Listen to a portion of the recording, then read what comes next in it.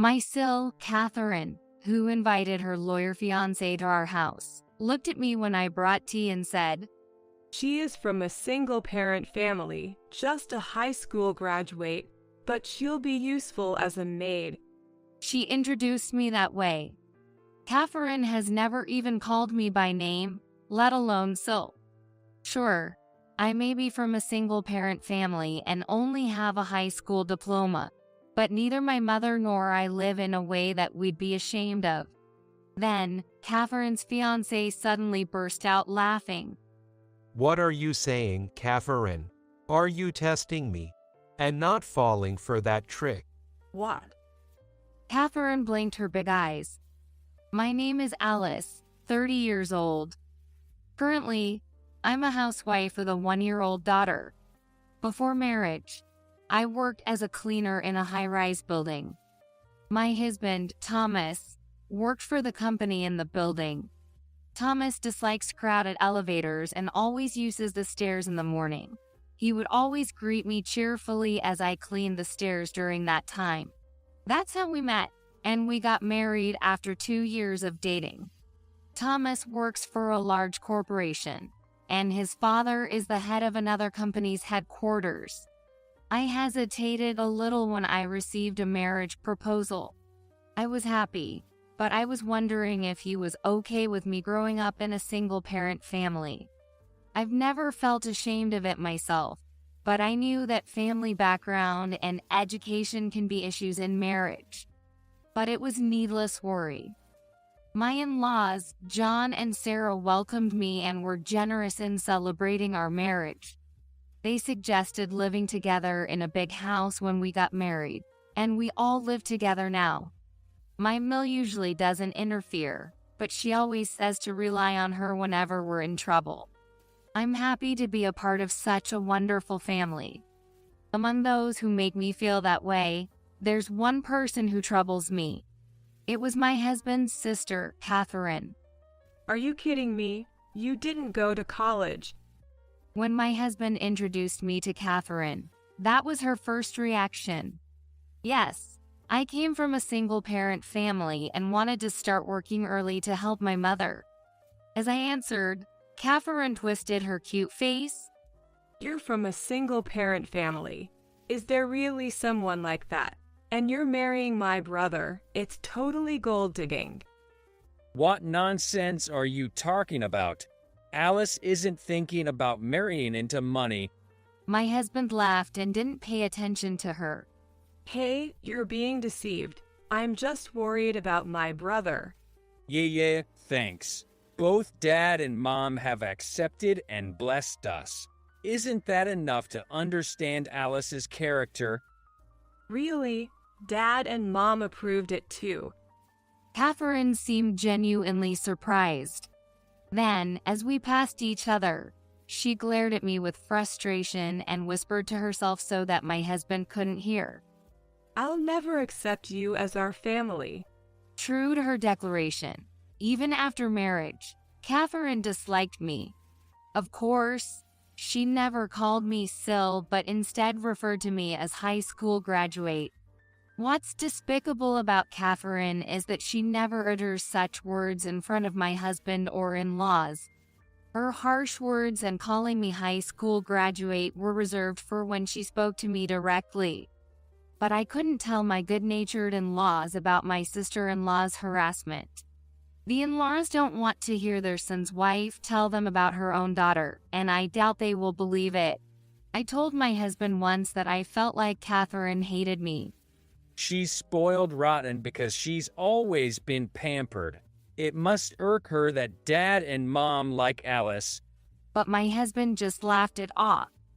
Catherine usually behaves very politely and aristocratically. Even her own brother, Thomas, probably has never seen her true colors. In reality, Catherine attended a prestigious private girls' school from middle school through college, and after graduating, she worked as a receptionist at a major corporation. She's had the epitome of a privileged upbringing. "Do you even know the educational background and occupation of our family? We're elite.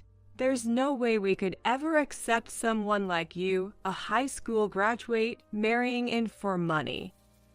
When we were alone, she would insult me like that. That's not it. Please listen. I just married Thomas because I love him. You just deceived my honest and kind brother. I won't stand for it. I'll expose your true colors and make sure you're driven out. It seems that Catherine can't stand the idea of a high school graduate like me joining her perfect life as a family member. And that mysterious anger of hers seemed to swell even more when I became pregnant and gave birth. That was when I returned to my in-laws' house after giving birth with our baby girl, Emily, in my arms. It would have been better if you hadn't come back, Catherine said without a word of congratulations, looking at me with cold eyes. You're just trying to secure your place in this house by having a child. That's typical of someone with only a high school education. But even if you pass on those low-class genes, it won't be suitable for our family. After going through childbirth for the first time and still feeling exhausted, I couldn't help but argue against such cruelty. Forget about me, but don't speak ill of my baby. She is a treasure to Thomas and me. That's true. It is for you, isn't it? Catherine smirked maliciously with her refined face. A child tainted with the genes of a high school graduate isn't intellectually suitable for our household. You should leave with her right away. How can you say such terrible things? She's your niece. It's all your fault. Got it? All your fault? If it were someone with a proper background and a good college education marrying my brother, I'd welcome her with open arms. Look beyond the titles and see the substance of a person. I couldn't help but retort strongly. Catherine's mouth twisted. Oh, are you feeling feisty today? Do you think you're all high and mighty now that you've had a child? If that child is precious to you, then be mindful of your position. What a horrible thing to say. Of course, if you tell on my mom or brother, you won't get away with it. Catherine looked at Emily in my arms as she said this. I was horrified by her gaze and her words. I was terrified of what she might do to Emily. I had to protect Emily at all costs. As I fell silent, Catherine looked down at me with satisfaction and walked away. After that, I became even more cautious than before to avoid provoking Catherine. I tried my best to avoid any interaction with her and made sure not to say anything unnecessary when we gathered as a family or when Catherine was around. Eventually, I was so preoccupied with taking care of my first child that I didn't have the energy to worry about Catherine anymore. Since Catherine didn't pay as much attention to me as before, I briefly hoped that she had softened her attitude towards Emily's cuteness. But I was wrong. Oh, enough already. Isn't she crying too much? It's probably because of those genes from a high school graduate. Catherine would yell like that during the period when Emily cried a lot at night. Babies cry, you know? I'm telling you, her crying is abnormal. Normally they stop crying right away, don't they? Can't you even take care of a child properly? You really can't do anything. I thought Catherine, yelling with a devilish expression, was much noisier. In fact, neither my husband nor my in-laws would wake up even when Emily cried at night. Well, I think my husband could wake up if he wanted to. Even when talking to friends who had children of the same age, Emily's crying, which would stop as soon as she was picked up, seemed adorable. But of course, I wouldn't say that out loud. With little sleep and exhausted from childcare, I didn't have the energy to argue back at that time. In the end, the only thing that changed was that there were fewer opportunities for her to curse at me, as I was busy taking care of the baby all the time. She hadn't changed at all. If anything, her attitude towards me had become harsher. Still, as long as I endured it, everything else in this household went smoothly. I spent my days supported by the love for my daughter. More than a year passed in this way. Then, one day, the living room was buzzing with the news that Catherine was getting married. It seemed that there would be a meeting between the two families at a restaurant. While changing my daughter's diaper and listening from behind, Catherine approached me. My fiancé will come over next week. Make sure you behave properly. Isn't it a meeting at the restaurant? Yes, at a high-end restaurant. But my brother insisted on introducing him to everyone at home. I see. Congratulations. You will serve us tea then. By the way, my fiancé is a lawyer. What, a lawyer? Catherine seemed pleased with my reaction. Are you that surprised? Well, you wouldn't have a chance to meet someone like him, being a high school graduate and all. No, that's not what I meant. Your acquaintance is only the cleaning lady. There's a world of difference, isn't there? There's no difference in occupation. The seniors at my workplace are all respectable people. Yay, it's a small world, isn't it? You should learn your place properly. Anyway, serve us tea, will you? For Catherine, who prioritized status, having a lawyer as her fiancé was something to boast about. She's still the same as ever. By the way, her fiancé is a lawyer. At night, even my husband mentioned it. Next week, Catherine's bringing her fiancé over to introduce him to us, so be nice, okay? Sure, I heard. She asked me to serve them tea. Oh, really? I see. Since Mom and Dad are going shopping before heading to the restaurant, they're not here, right? Then I'll watch over Emily while they're gone. Okay. I heard Catherine's fiancé is a lawyer. Seems like it. Do you know his name? Yay, I know it. Tell me. And also, there's something I need to talk to you about. What's that? And then the day arrived. My in-laws had left earlier, and Catherine arrived with her fiancé. Hey, bro, this is my fiancé, Daniel. Nice to meet you. I'm Daniel. I'm Thomas, her brother. Nice to meet you, too. As my husband exchanged greetings, Emily, who had been napping, woke up, and her cries could be heard. Sorry, I'll be right back. As my husband left the living room, I went to get some tea and sweets. Thank you. Daniel, Catherine's fiancé, said politely. But Catherine, with a quick glance at me, said to her fiancé, Daniel, doesn't this woman look like a maid? She's technically my SIL, but I'd rather not call her that. What? Yay, you can't tell, can you? She's from a single-parent family, just a high school graduate, but she'd be useful as a housekeeper. She introduced me that way. It's true I'm from a single-parent family, and I'm just a high school graduate, but neither my mother nor I lead lives to be ashamed of. Then, Catherine's fiancé suddenly burst out laughing. What are you saying, Catherine? Are you testing me? I won't fall for that. What? Catherine's eyes widened in surprise. You're trying to see how I'll react, right? Testing my character. Wait, what are you saying, Daniel? Well, what? She's married to my brother, but she's not our family. Just think of her as a housekeeper. Okay, Catherine, that's enough. You surprised me. How come? It's surprising that Catherine SIL is the daughter of Maria, a lawyer. What a small world. What are you talking about? Catherine exclaimed in shock. Then, Daniel turned to me. Long time no see. You're Alice, right? I'm Daniel, who was doing legal training at the law firm where your mother worked. Yeah, it's been a while, Daniel. You've really become quite impressive. Oh, I'm still far from it. But it's surprising, isn't it, to meet again like this?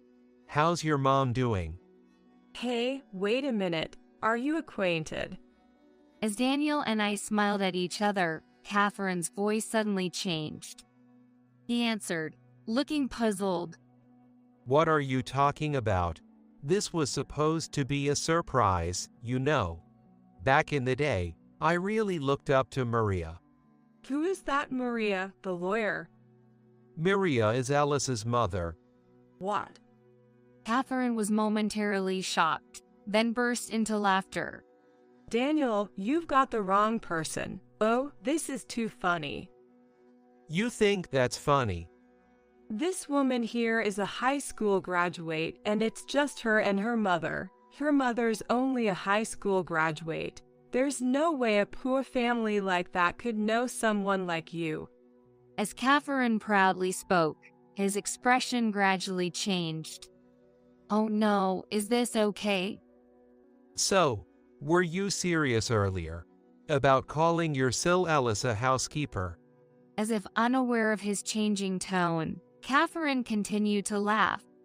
So you don't have to call her sister. Just think of her as a high school graduate. She deceived my brother into marrying her for money.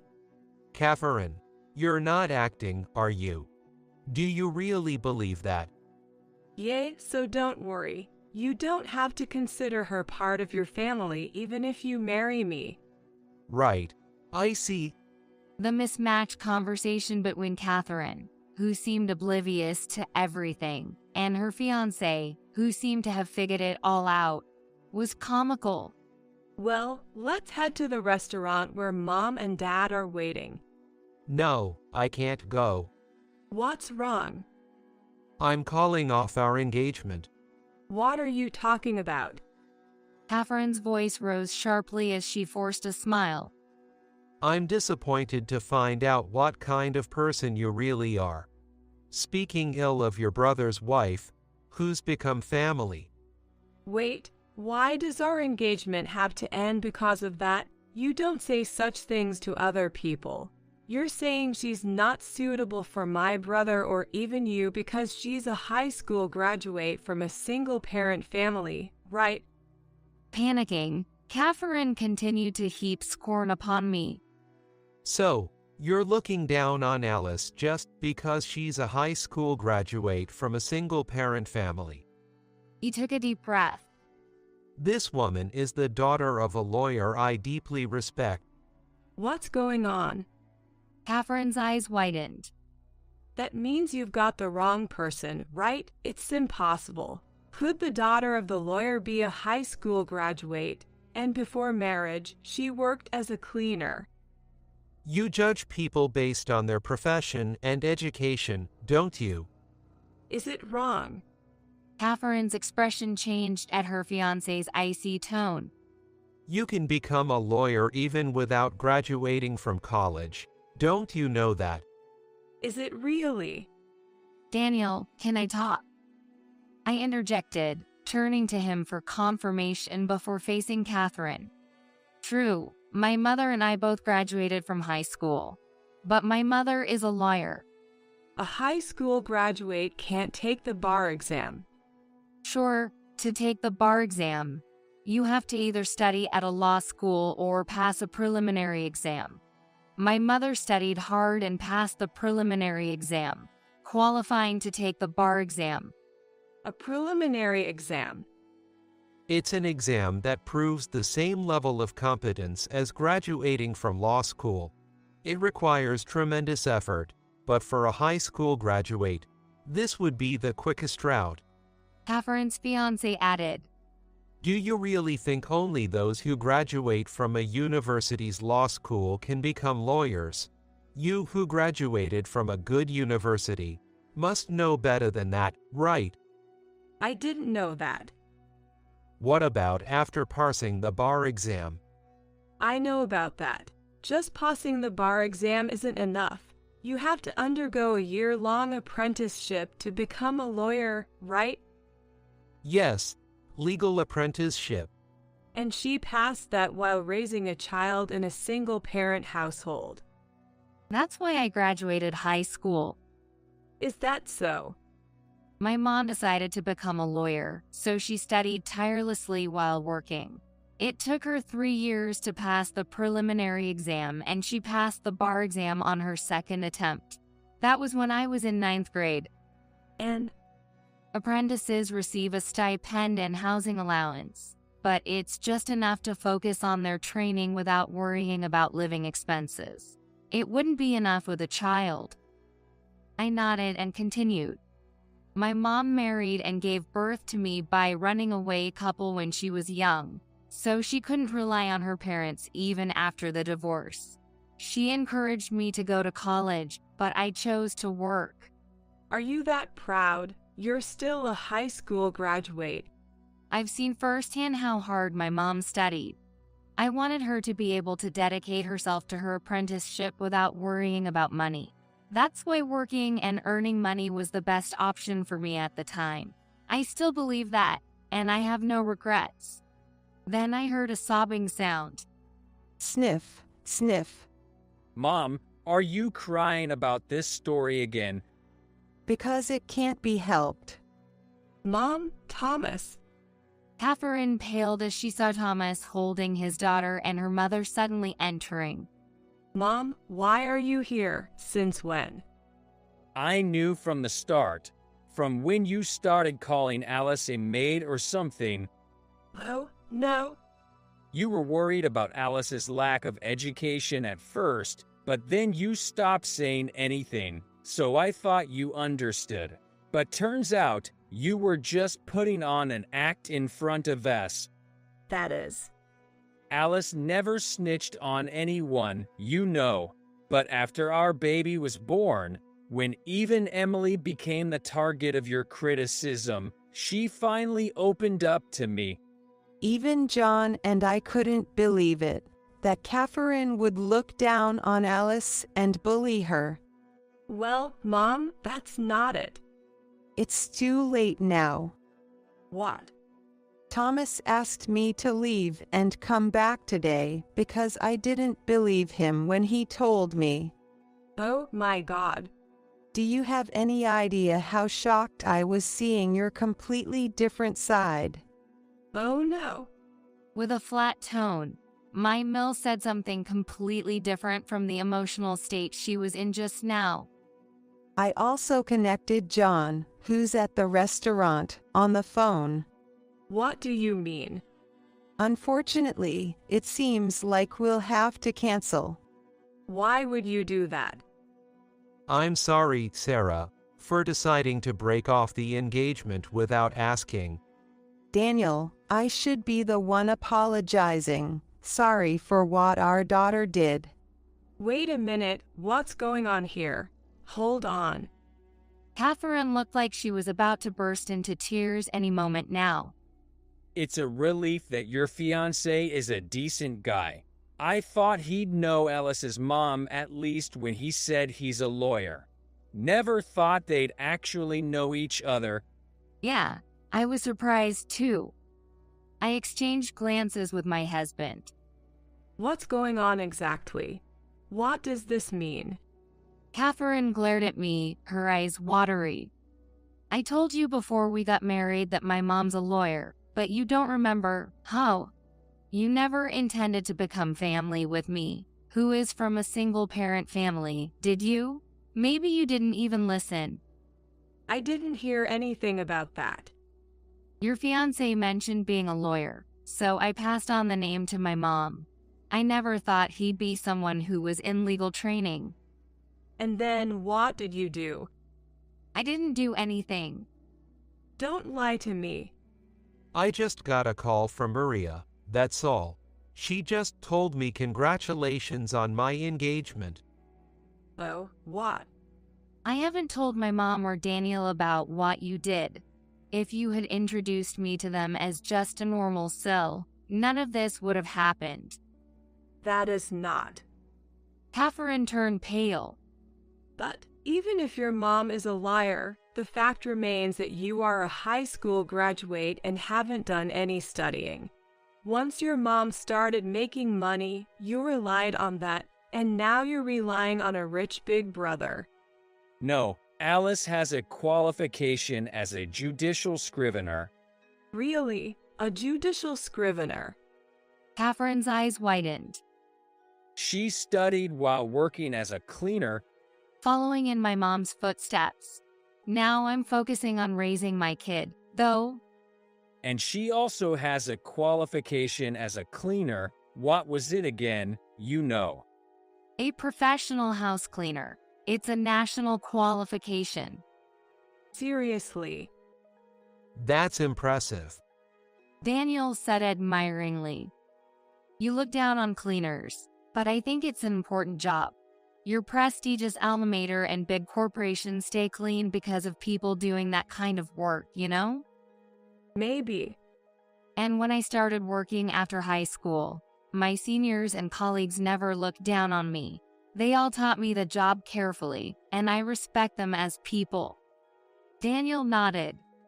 Your ability to go to a good university on an escalator is thanks to your parents, right? Have you shown gratitude or put in effort yourself? I have way more respect for people who work hard in society, even if they only have a high school education, than those who look down on others based on their academic background. Hey, Daniel. I was really disappointed in you. Hey, why? Why am I going through this? Why? Surrounded by everyone's cold gaze, Catherine broke down in tears. After that, the engagement was called off, and no matter how much Catherine begged, it couldn't be reversed. Our usually mild-mannered Mill and Phil were furious after hearing the whole story. Try living on your own strength for once. And they kicked Catherine out of the house. Catherine, who had been boasting about marrying a lawyer, couldn't bear the curious looks from others and ended up quitting her job. Because she's so proud and concerned about her status, finding a new job is proving difficult. She sometimes comes back home to seek forgiveness, but she's promptly sent away at the front door by her parents. I once said to Catherine, "Should I introduce you to a cleaning job?" Don't be ridiculous. There's no way I'd do such a bottom-tired job. And she shouted and stormed out, even though there's still hope if she could just ask for help here. People really don't change that easily. As for me, I've been relieved of the suffocation I felt alone and have been raising my children freely. I was apologized to by my in-laws and husband, and I apologized to them for keeping quiet. Our family bond seems to have deepened even more. Catherine's ex-fiancé, Daniel, reunited with my mother, and she was also delighted. I couldn't become a brother-in-law with him, but I think we can continue to have a good relationship. Mom, it's here. My 2-year-old daughter, who can now speak 2-word sentences, said excitedly. Emily. As I picked her up, she giggled happily. I've promised myself to continue living in a way that I won't be ashamed of to this child, just like my mother did for me. As I looked at my daughter's innocent smile, I made a vow in my heart. On the phone, my sister was gloating as usual. She seemed to really enjoy tormenting me and making me feel miserable. I could easily imagine the spiteful smirk on her face. I'm getting married, you know? I'll be expecting a gift of $10,000 from you. The man she's marrying is my ex-fiancé. Yes, incredibly, she stole my fiancé from me. What a terrible woman. It's really sickening to think I'm related to her by blood. But to me now, she's no enemy. Her gloating is just laughable. I won't let her have her way anymore. I responded as cheerfully as I could. Sure, I'll be there with my husband, the CEO who makes $300 million a year. I could picture the confused look on her face. Before she could ask any probing questions, I hung up. It's going to be a tear-full wedding. Tears of regret, not joy. My name is Emily, and I'm 33 years old. Ever since I can remember, I've been trampled on by my sister. My sister, Lisa, is 2 years older than me. She's capable of doing everything without a hitch, and she's both beautiful and stylish. But in my opinion, her inner self is just vile. She always ridiculed me. I refuse to acknowledge a failure like you as my sister, you know? I still remember her cold gaze. Being looked down upon, the young me was incredibly hurt. I was always made to feel small because everything I did was criticized. Lisa, standing tall and proud, and me, with my back hunched. We were such contrasting sisters. There's no denying Lisa is pretty. Both our parents always fussed over her, the good-looking one. Meanwhile, plain old me was ignored. The difference in treatment was clear. Looking back, it's like we were the very embodiment of light and shadow. Lisa was popular at school, too. She was good at studies and sports, and pretty. Cheerful and bright, she was the center of attention. The typical top of the social hierarchy, her influence at school was huge. You might think I benefited somehow from being her sister, but no, that was far from the case. She despised me for being slow-witted, so I faced losses rather than gains. Don't you dare speak to me at school. I really hate you, you know? It was unbearable hearing her say that in front of everyone. Everyone around me saw me as the family-approved punching bag. There was no smile on my face during my school days. That's for sure. Whenever my sister interacted with me, her attitude was always the worst, and her language was incredibly foul. I was the only one who knew her ugly true nature. I don't think even our parents knew the full extent. In middle school, I stood up to my sister just once. I couldn't just take it anymore. I felt I had to retaliate somehow. Stop taking your stress out on me all the time. What? How dare you, the younger sister, talk back to me? As a result, I ended up being treated even worse than before. It was then that my things began to be used without permission or even thrown away. Whether it was school-related or not, my sister used and treated my belongings however she wanted. Stop it! Please, at least don't mess up my textbooks and stationery. It's your fault for being so cheeky. You need to reflect and apologize. I think our parents must have been aware of the nature of our fights. They must have known that my sister was unilaterally exerting her power and tormenting me, the weaker one. But they did nothing about it. As long as it made my sister happy, what happened to me didn't matter to them. Our other relatives were no different. No one would reprimand my sister. No one would help me. I still despise my parents and relatives for that. They are as guilty as my sister. My sister would act sweet in front of the family but show her demonic nature only to me. My parents, who must have had an inkling of her two-faced nature, chose to ignore it. Relatives, too, side as an issue between the parties involved and opted to remain bystanders. In such a toxic environment, it was inevitable that I, a naive child, would develop a distrust of people. I became isolated, withdrawn, and as I grew up, I turned into an increasingly introverted and quiet woman. I wanted to cut ties with my sister, parents, and relatives as soon as possible and start a completely new life. That became a vague dream of mine. Imagining myself living freely, liberated from all ties. helped me preserve my fragile mind.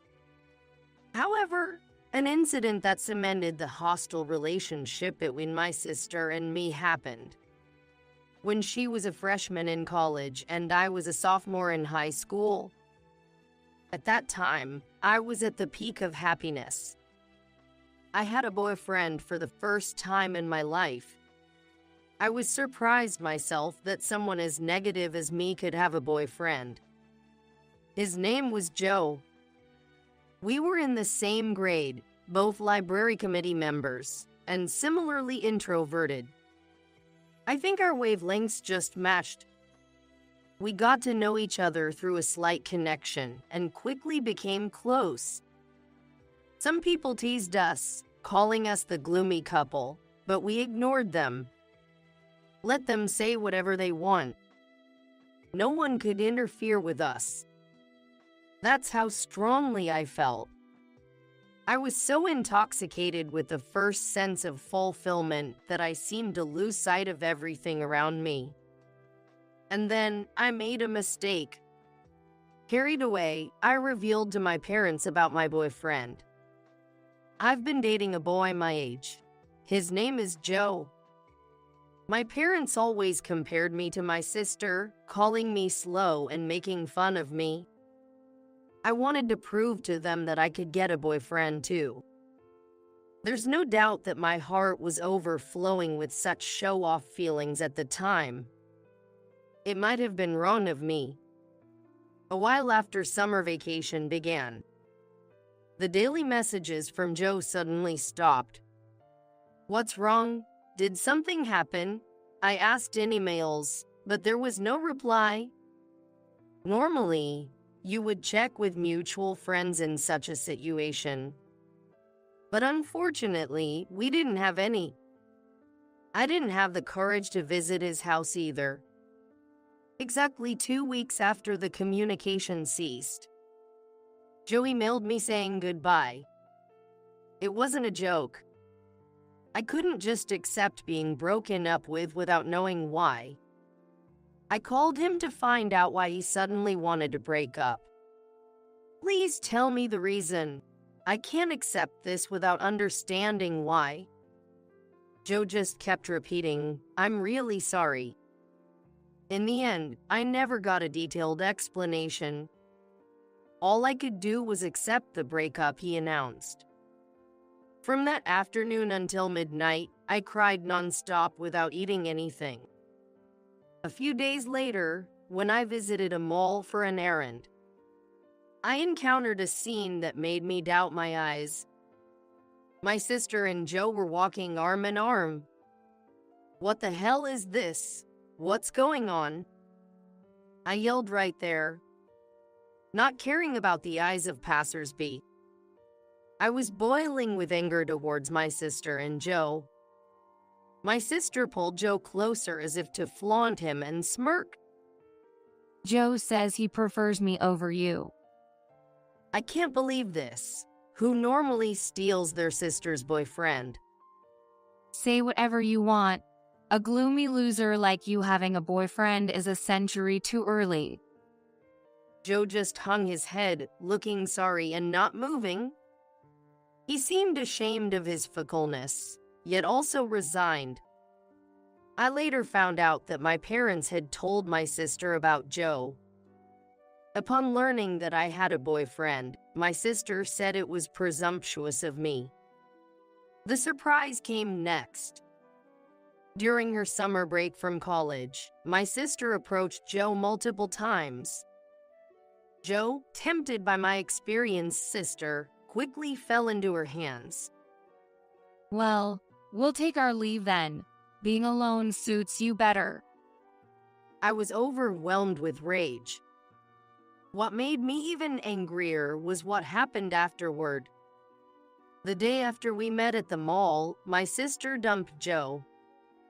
I think she felt satisfied with the harassment she inflicted on me and no longer needed him.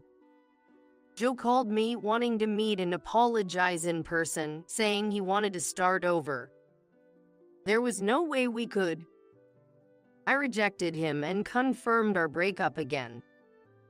I couldn't stop crying. Until my college days and up to my 5th year as a working adult, there wasn't much to write about. I excluded my sister from my life and lived trying not to remember the unpleasant things. Since I still resented my parents and relatives, I didn't go back home, not even for the holidays or Christmas.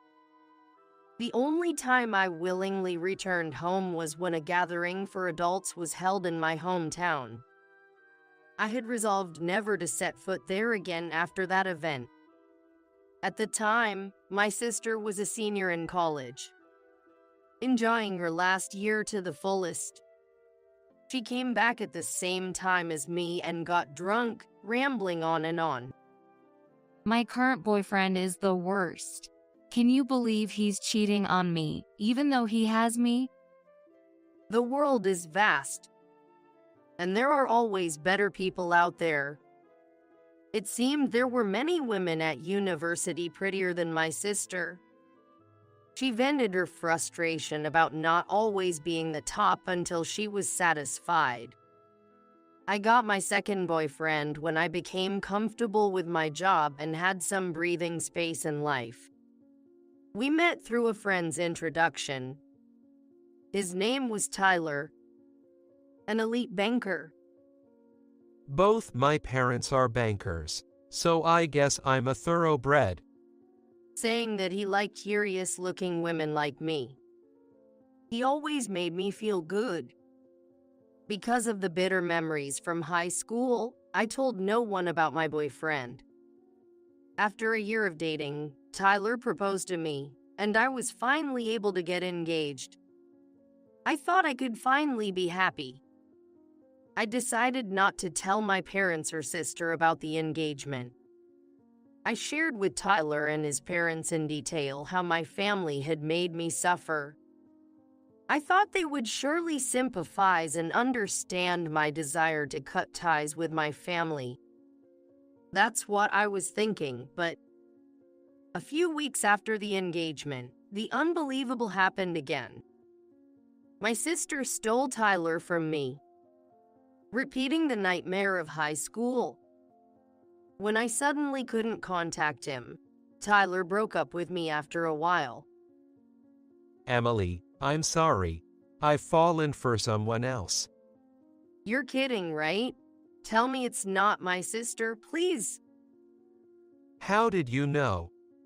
I was utterly confused. I had kept my relationship with him a secret. I hadn't told anyone in my family, nor had I planned to. Yet somehow, my sister found out. Why though? What caused this? That's when I started to consider revenge and thoroughly investigated my sister, especially how she got my information. Life is strange. In the process of taking action, I also had a special encounter. Time flew by, and 3 years after Tyler broke up with me, I received a call from my sister. She was getting married to Tyler. We're getting married. I'll be expecting a wedding gift of $10,000. It was going to be a garden wedding. She was gloating as usual. After all, she was marrying my ex-fiancé. The perfect ingredient to torment me and make me miserable. I could easily imagine her spiteful smile, much to my disgust. What a terrible woman. It's just too painful to know that I'm related to someone like her by blood. But 3 years can change a person and their destiny. To me now, my sister is no longer an enemy. Her gloating is just ridiculous. I won't let her have her way anymore. I responded as brightly as I could. Sure, I'll go with my husband, the CEO whose company makes $300 million a year. I could picture my sister's confused face. Before she could ask any detailed questions, I ended the call. The wedding day would surely be filled with tears. Tears of regret, not joy. On the day of my sister's wedding, I revealed that I was already married. Not just my sister, but also my parents and other relatives were surprised. Why didn't you tell your family something so important? I didn't want to. You weren't the kind of family I felt like contacting. That's the only reason. Everyone was stunned by my blunt response. I felt a sense of satisfaction. Then I called my husband, who was waiting at the edge of the garden. Walking towards me was a tall man with a commanding presence, the very image of a businessman. My husband, James, had turned a near-bankrupt local factory into a global enterprise. He had expanded into many areas, and now the group's annual sales were up to $300 million. James, having achieved great business success, exuded the aura of a victor. He overwhelmed my relatives present there. Nice to meet you all. I am James, Emily's partner. I apologize for the late introduction. Congratulations on your wedding, Lisi. What do you mean, congratulations? How dare you marry someone's sister behind their back? Isn't it common sense to ask for her hand properly? Of course, I intended to do so, but Emily stopped me. I understood why after she explained. Lisi, you're truly despicable. What do you mean despicable? What are you talking about?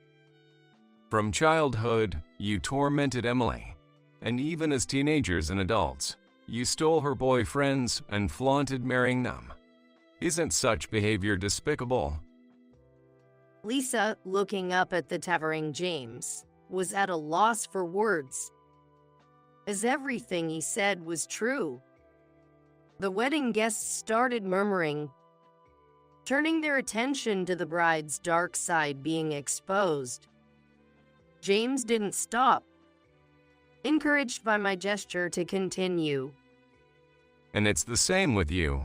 The parents always siding with Lisa and neglecting Emily. And the relatives too.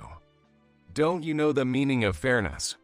Looking back, isn't it natural for Emily to disown you? No one could respond. My parents hung their heads like scolded children. Despite being much older than James, then Tyler, the man who was my fiancé until 3 years ago, approached. Having been seduced by Lisa to leave me, an elite banker. When he realized James was speaking, Tyler started to grovel. James, what brings you here? Today is my wedding. Hey Tyler, I know, congratulations. Your wife told mine to bring a $10,000 wedding gift. I wanted to see what kind of woman would say such a thing. What, Lisa, you did? And wife, James's wife, could it be? Tyler looked back and forth between me and James, bewildered. When I nodded in affirmation, Tyler's mouth hung open in shock. So Tyler, James, a top executive of a major corporation, was someone he could not afford to displease. Discovering that the woman he discarded had married such an influential person naturally threw him off balance. James, on my behalf, continued to sternly address Tyler, who was visibly flustered. We always appreciate the services of your bank, and you've had your share of troubles dealing with us. But Tyler, it's pretty low of you, isn't it? Low, you say? You were engaged to Emily, right? Yet you chose her sister over her. Didn't you feel any remorse towards Emily? And to invite her to your wedding, that's in poor taste, to say the least. I never thought you were that kind of person. No, it's not like that. I was against inviting Emily, but... Save your excuses. I don't want to entrust our group's finances to a bank that employs such unprincipled people. I'm considering changing our main bank. Tell that to your president from me. Please, not that. I can't make such a report. Tyler was prostrating before James, begging for forgiveness. A pitiful sight for one of the day's main characters. Seeing her partner in such a state, my sister trembled. Not enough. This won't settle it. I didn't let up. Wait, James. In a way, Tyler is also a victim. The real culprit is my sister, right, Tyler? You felt sorry for me and suggested not inviting me to the wedding, but she insisted. Isn't that right? Yes, exactly. Lisa went ahead with her plans, saying she wanted to harass Emily to the end. I tried to stop her. It was terrible. Tyler, how can you say that? You're making me out to be the villain. I'm just stating the facts. You had such a malicious look on your face back then. Just as I intended, the newly vowed couple started to bicker in the chapel.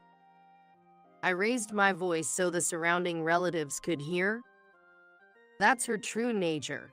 Since we were kids, she's been mean to me, spouting abusive words and stealing my boyfriends. Yet, she was adored by everyone around her. I continued exposing the harsh truth about my sister, her two-faced nature. How she commanded me not to speak to her in public, her overt disdain, her theft and misuse of my belongings, and how she even sold some of them.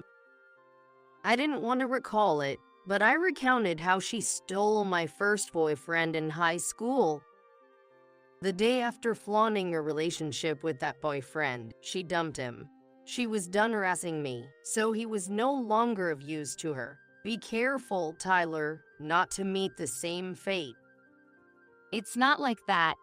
There was another reason we broke up.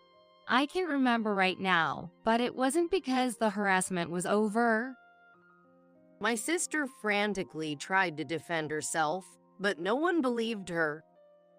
The atmosphere was telling. I could also tell from everyone's expressions.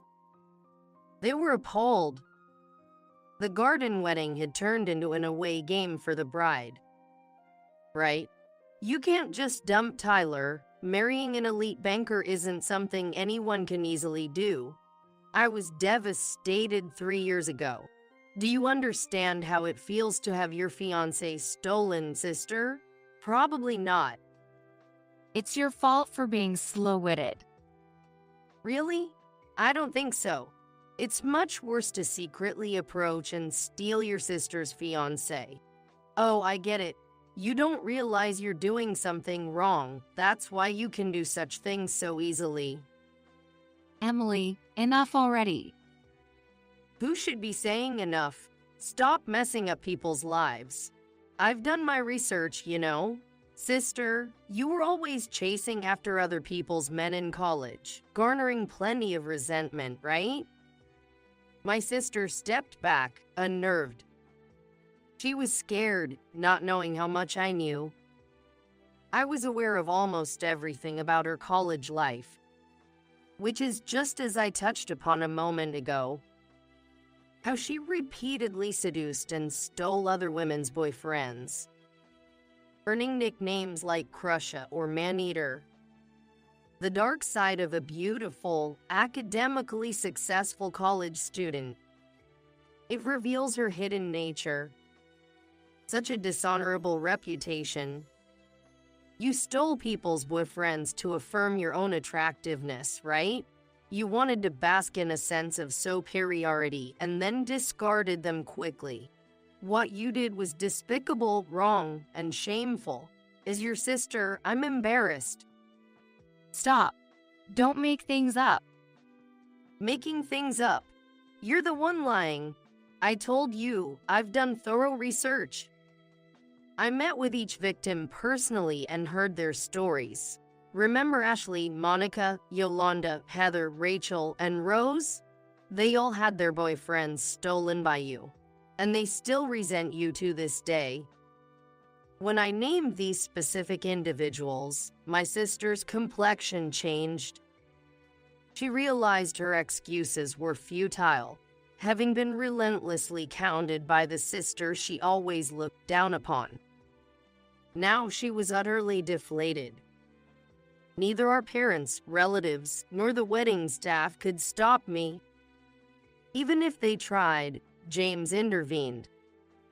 Feeling it was time, I decided to deliver the final blow to my devastated sister. By the way, how did you find out about my engagement with Tyler 3 years ago? I didn't tell anyone. As James mentioned earlier, I despised everyone, so I had no intention of sharing even after getting married. Tyler and his parents understood that. Well, someone told me. Who was it? When I was in high school, it was our parents who informed you about my boyfriend, right? You interfered, saying I was too presumptuous. But it's different now. I haven't told anyone in our family. No one I met after starting work had any connection to my sister. Yet, she knew about my engagement with Tyler and meddled. Who told you? Who enabled this? I pressed on. I don't know. I can remember. Does it matter right now? It matters a lot. Lisa, lying only makes things worse. Just be honest. No one informed you about me and Tyler, right? So how did you find out? What? What are you trying to say? I turned my smartphone screen toward my sister for everyone to see. Displayed was an image of her and a scene of her entering my room without permission. She turned pale and froze in shock.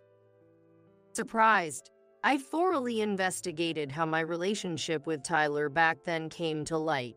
I considered all possibilities and found it. Lisa, you planted a bug in my room. That's why you knew everything. Bugging? No way. Lisa, did you bug your own sister? Her breathing became erratic, and she began shaking her head in denial. She seemed to have an expression that didn't want to admit anything. It's no lie. You would do anything to outdo me and make me miserable. You probably took the key to my room without permission when I visited home once for a gathering. That's why you could come and go as you pleased. I suspect she also found my current address from items I had during that visit.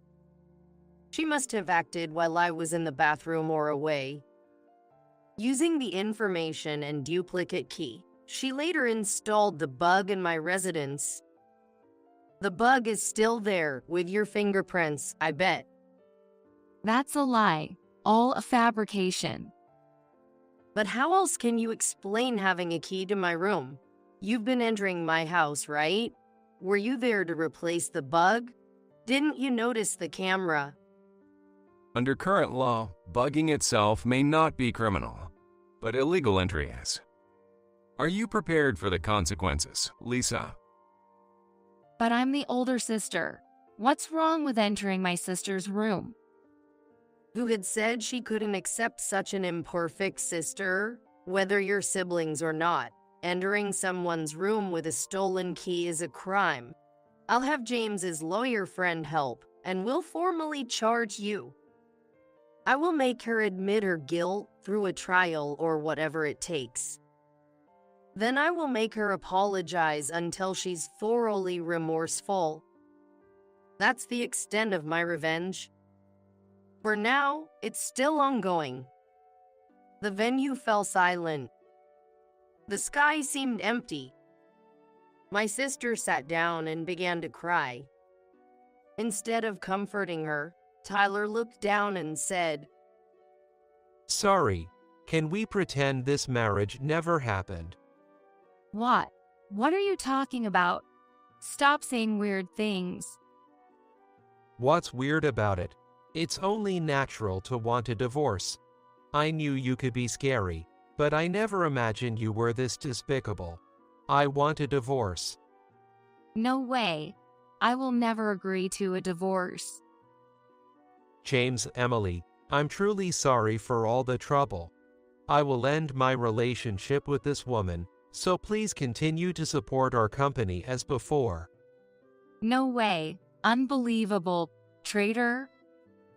My sister, unable to bear it, began crying and tried to lash out at Tyler, but our parents held her back.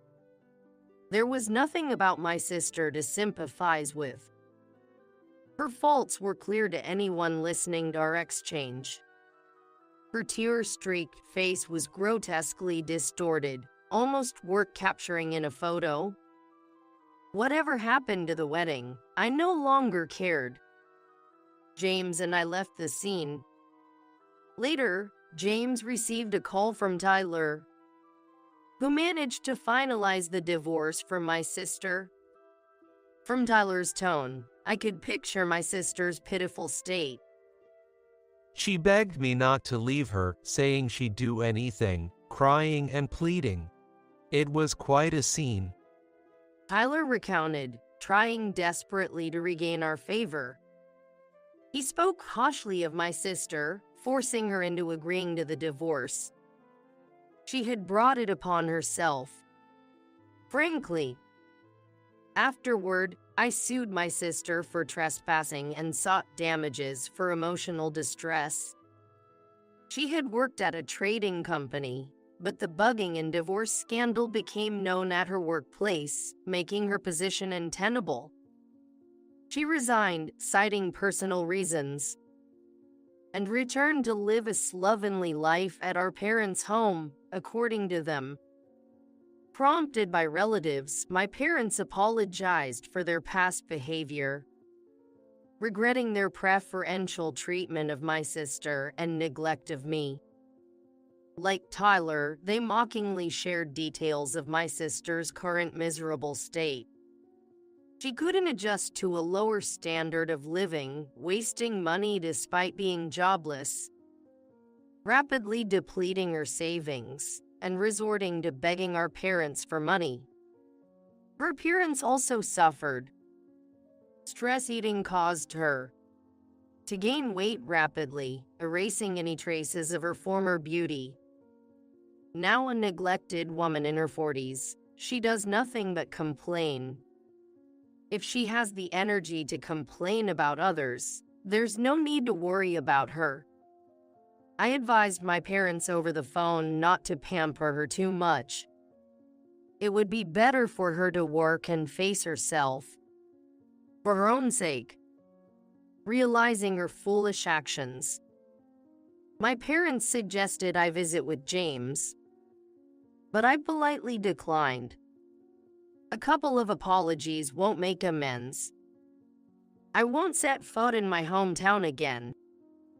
Even as my parents age, they will realize the extent of their mistreatment. They can spend their twilight years regretting and reflecting with their unworthy eldest daughter.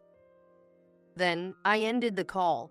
I now feel content in my life with James, feeling cherished in a happy marriage. 3 years ago, consumed by hatred, I hired a private investigator to monitor my sister's actions. By chance, James, the company's advisor, was there and sympathized greatly with me. As they say, when one god abandons you, another will pick you up. Life is truly unpredictable. Recently, I discovered I'm pregnant with a boy. Much to James's excitement about having an heir. Since standing my ground at the wedding, my life has been on an upswing, with James continually expanding his business. Both of us are on the rise, it seems. After enduring so much unpleasantness, we aim to be happier than anyone else from now on. For that reason, I'm committed to staying as positive as possible. My trip to Guam with your husband is great fun. What would you like as your souvenir? I could picture my sister's smug face as if she was on a cheating trip. But I calmly replied without getting angry.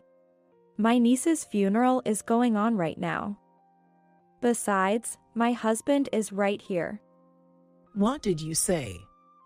What my sister saw when she turned pale at my words and literally flew back. My name is Sophia. I'm a 29-year-old part-time housewife. I have only recently become a housewife. The truth is, I just got married a few days ago. Ralphie, who became my husband, is a colleague from work, and as we worked together, we developed a good relationship and finally tied the knot.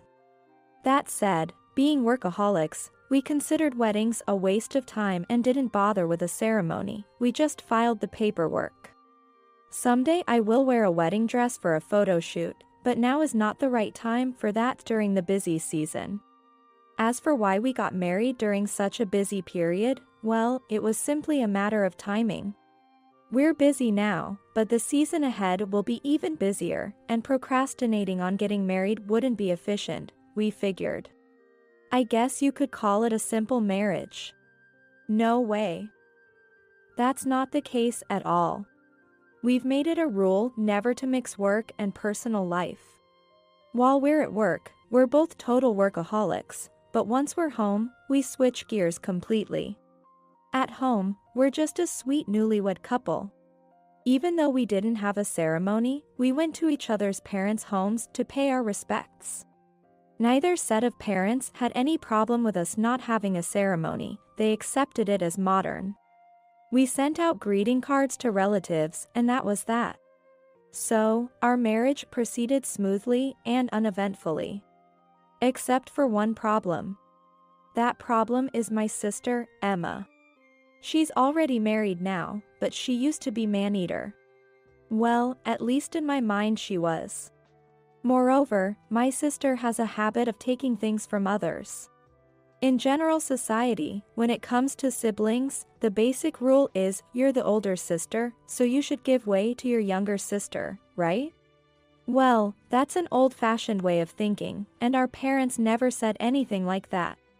But instead of dismissing it as an old-fashioned notion, my sister twisted it around to the opposite idea. My younger sister's things are mine.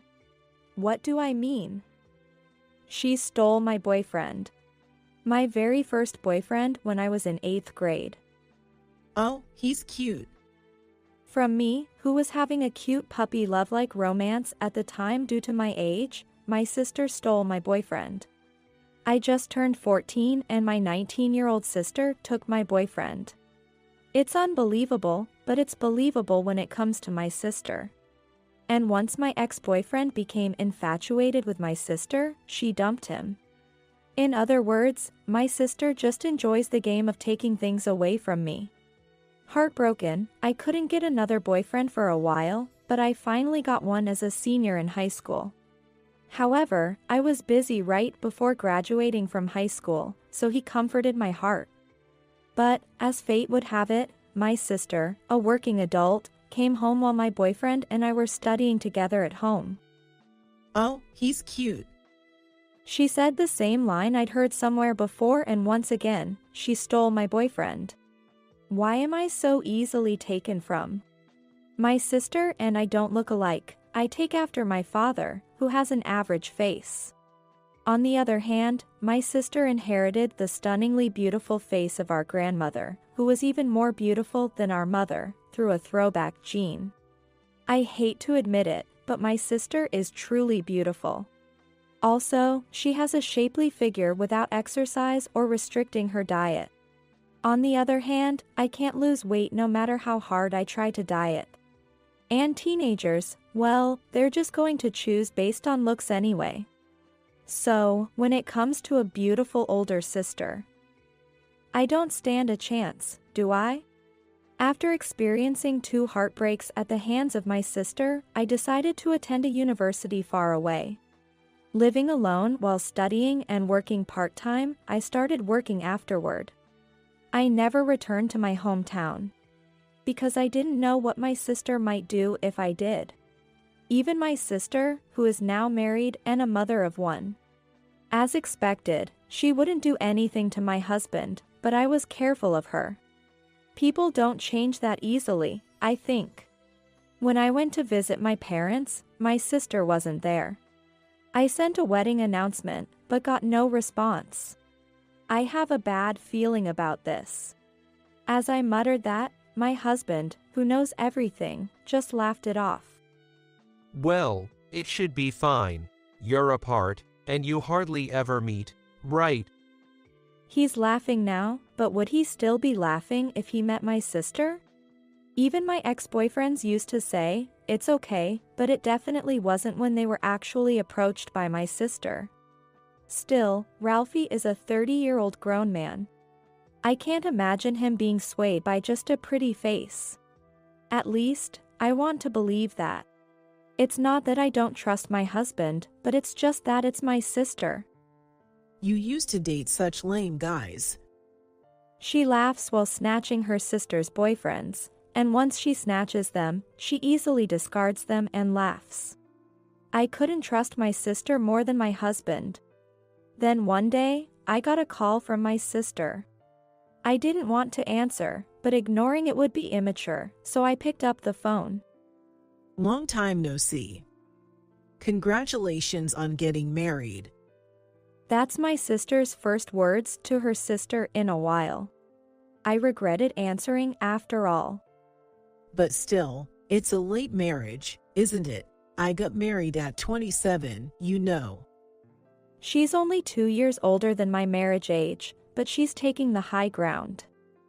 My 5-year-old daughter is said to be a gifted child in kindergarten. She's beautiful like me. I'm glad she doesn't look like her auntie. And then she's trying to put me down. Her aunt, you mean me.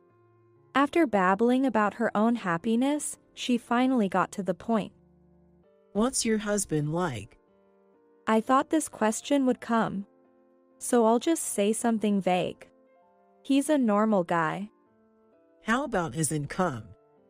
About half of what your husband makes, I guess. What does he look like? I told you, he's just average. A plain guy who matches me. Sorry, Ralphie. You're the coolest husband in my eyes, but I have to say this to my sister. I apologize to my husband in my mind. Sounds plain indeed. That's why I said he's normal. What does he do? He works at the same company as me. What? Is it an affair with your boss that led to a shotgun marriage? Are you kidding me? We're both marrying for the first time after dating normally. What a wild imagination. I'm furious, but my sister on the other end of the phone is laughing hysterically. Well, that's so like you. Anyway, I hope you two are happy. I hope your marriage lasts long. She said so and hung up. Her way of saying things made me angry all day. Then a few days later, something unbelievable happened. Hey, Sophia, want to have lunch outside today? My coworker and friend, Sarah, asked. I agreed, and as I stepped out of the lobby to go outside. Oh, Sophia, there you are. I was just about to call you at the reception. Perfect timing. I turned around to see who called my name, and I frowned and made a strange noise. Because my sister came running towards me. Why is my sister, who lives 2 hours away by train, here? What's up, sis? What are you doing here? I just came on a little trip. She's saying it like she just happened to come here for shopping. Who takes a trip just for that? And this place isn't even a tourist spot or anything. My sister looks around suspiciously while making excuses and scanning the area. Looks like quite a nice company. I have a bad feeling about this. Please, dear husband, don't show up. Just as I'm thinking that, I get called out. Sophia. Turning around, I see several coworkers standing there. Of course, my husband is among them. Lunch break. Well, yeah, Sure. Oh, who's there? Nice to meet you. I'm Sophia's sister. Thank you for always taking care of her. Saying this, my sister shook hands with him without listening to my stillness. Nice to meet you too. Oh my God, how handsome he is. My sister exclaimed while shaking hands. Sophia, seriously, what's so ordinary about him? What? He's more handsome than my husband. I'm glad to meet him. My sister's starting to wriggle her body. I think she's turned on. If you ever have any trouble with my sister, don't hesitate to contact me. With that, my sister handed him a note with her contact information and left. Why did she even bother preparing that? See you. Leaving us dumbfounded, my sister walked away. Well, your sister is unique. One of the coworkers present commented. All I could do was give a wry smile. After a while, I suddenly received a call from my sister again. I wanted to ignore it, but she kept calling and calling, so I reluctantly called back. I'm going to Guam next time, so I've decided to leave my daughter at our parents' house during that time. Take care of her if anything happens. Huh? It's quite far from our place to our parents' house. Our parents are getting old and don't have the energy anymore. It's okay since it includes a holiday. Whether it's okay or not is up to the receiver to decide, not the one making the request. Going to Guam with your husband? I understand needing for holidays sometimes. As I was talking, I heard a male voice saying, "Who are you talking to?" from behind my sister. Oh, your husband has the day off today? Today is a weekday, and I called my sister back during my work break. My sister is a housewife, but her husband is a regular company employee. Wasn't he supposed to be working on weekdays? Just a minute, I'm talking to my sister. Oh, Sophia. Wait a second.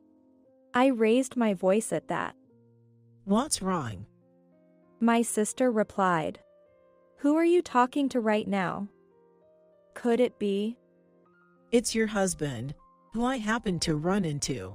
We're siblings by marriage, so don't worry about it. What are you saying? Well, see you later. Ignoring my voice, my sister hung up the phone. Unbelievable. My exclamation echoed in the break room. After a while, I heard that my niece had been dropped off at my parents' house. My sister told our parents that she was going on a trip to Guam with a friend. Apparently, it was a trip planned around her husband's long business trip, so my niece was left with our parents. Going on a cheating trip is just unbelievable. What did you say? My mother tilted her head at my muttered comment, but I shook it off as nothing. While I was irritated with my sister, my niece was innocent. So, on this holiday, I came to take care of my adorable niece at my parents' house. Auntie Sophia, look, isn't it cute? You've drawn it very cute. My niece, Mia, innocently showed me a picture of her beloved hamster. As I praised her and stroked her head, she smiled happily. My niece was very cute, and she would surely grow up to be beautiful in the future. I clenched my fist, determined to protect her pure heart so she wouldn't become like my sister. But then, the situation took a sudden turn. Soon after, I heard my niece scream, and the house erupted into chaos. While I was staying at my parents' house, I was moving around. Just as I was busy, I received a call from my sister. Thinking she might be worried about her daughter, I reluctantly picked up, but her carefree voice made me want to hang up immediately.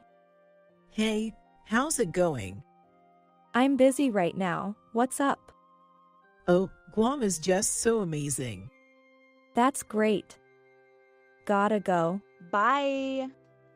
Wait, guess who's next to me right now? A friend? Yes, exactly. So, what's your husband up to? Ralphie? What about him? He's not there, right? He's away on business trip, isn't he? Well, I guess so, huh? Irritated by my sister's suggestive tone, I took a deep breath and decided to be patient. What's going on? Hey, are you on the phone with someone again? Suddenly, I heard another male voice on the line. And my sister laughed in response. Come on, wait a sec, Ralph. Oops. Did you hear that? She's definitely doing this on purpose. I didn't hear anything. I replied to avoid further engagement. Oh, really? That's a shame. Oh well, you heard it, but you're pretending you didn't, right? Sorry, I'm just too happy. You know what? I'm really busy right now. Can I talk later? Don't say that, it'll be over soon. So, about my trip to Guam with your husband. It's just fantastic. He's being so straightforward, this jerk. But my heart remained calm. I was very composed in that regard. Perhaps because she couldn't see my face and thought I was flustered and silent, my sister continued without waiting for my response. So, I'll bring back souvenirs for you. The person who is coming with me will bring it back, so please take it. She didn't even bother hiding it anymore, and I couldn't help but feel exasperated. Oh, by the way, what kind of souvenirs do you want? Something sweet. Look, I can't deal with this anymore. Right now, we're in the middle of Mia's funeral. What did you say? My words were met with a delayed response. Didn't you hear? Your daughter. Mia, she's in the middle of a funeral. No. What are you saying? Stop joking. I don't joke about matters of life and death.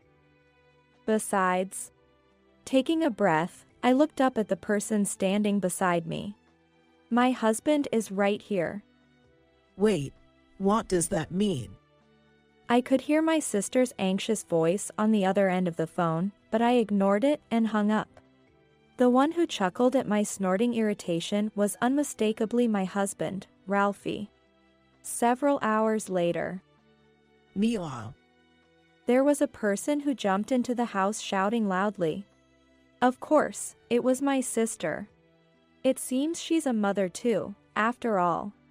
She must have hopped on a plane and flown back immediately.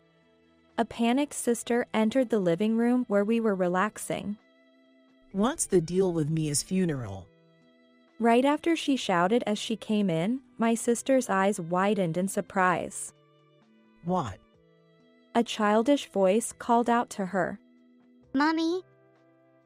Mia, wait, what's going on? A funeral means. Tears welled up in my niece's eyes at my sister's words. Oh no. She had finally stopped crying just now. She must have remembered and started feeling sad again. Mommy, my hamster. He... Saying so, my niece pointed to the empty hamster cage, then handed a small box to my sister. It was an urn containing the bones of hamster. No way. What does this mean? When my sister looked at me for an explanation, Mia's beloved hamster passed away suddenly yesterday. He was quite old, so it couldn't be helped. But you just said Mia's funeral. Oh, that. I meant Mia's beloved hamster's funeral, but didn't it come across? How could it possibly come across? My sister's scream echoed through the house. Ignoring that, I turned my gaze to the person who came with my sister. So, is he with you? As I indicated the man, my sister, who seemed to have lost her composure as she collapsed to the floor, retorted in frustration. What are you saying? He's your husband, isn't he? Why does she have to get so angry? As I said before, my husband is right here. You seriously, cut it out. Glaring at me with anger, my sister finally noticed and turned her gaze to the man sitting next to me. Who's that? The ridiculously ordinary-looking guy. How rude. He's Ralphie, my husband. Seriously? My husband smiled wryly at my sister, who rolled her eyes. Nice to meet you. I'm Sophia's husband. Then who's the Ralph over there? He's another person with the same name, Ralphie. Oh no. Yes, the person standing next to my sister.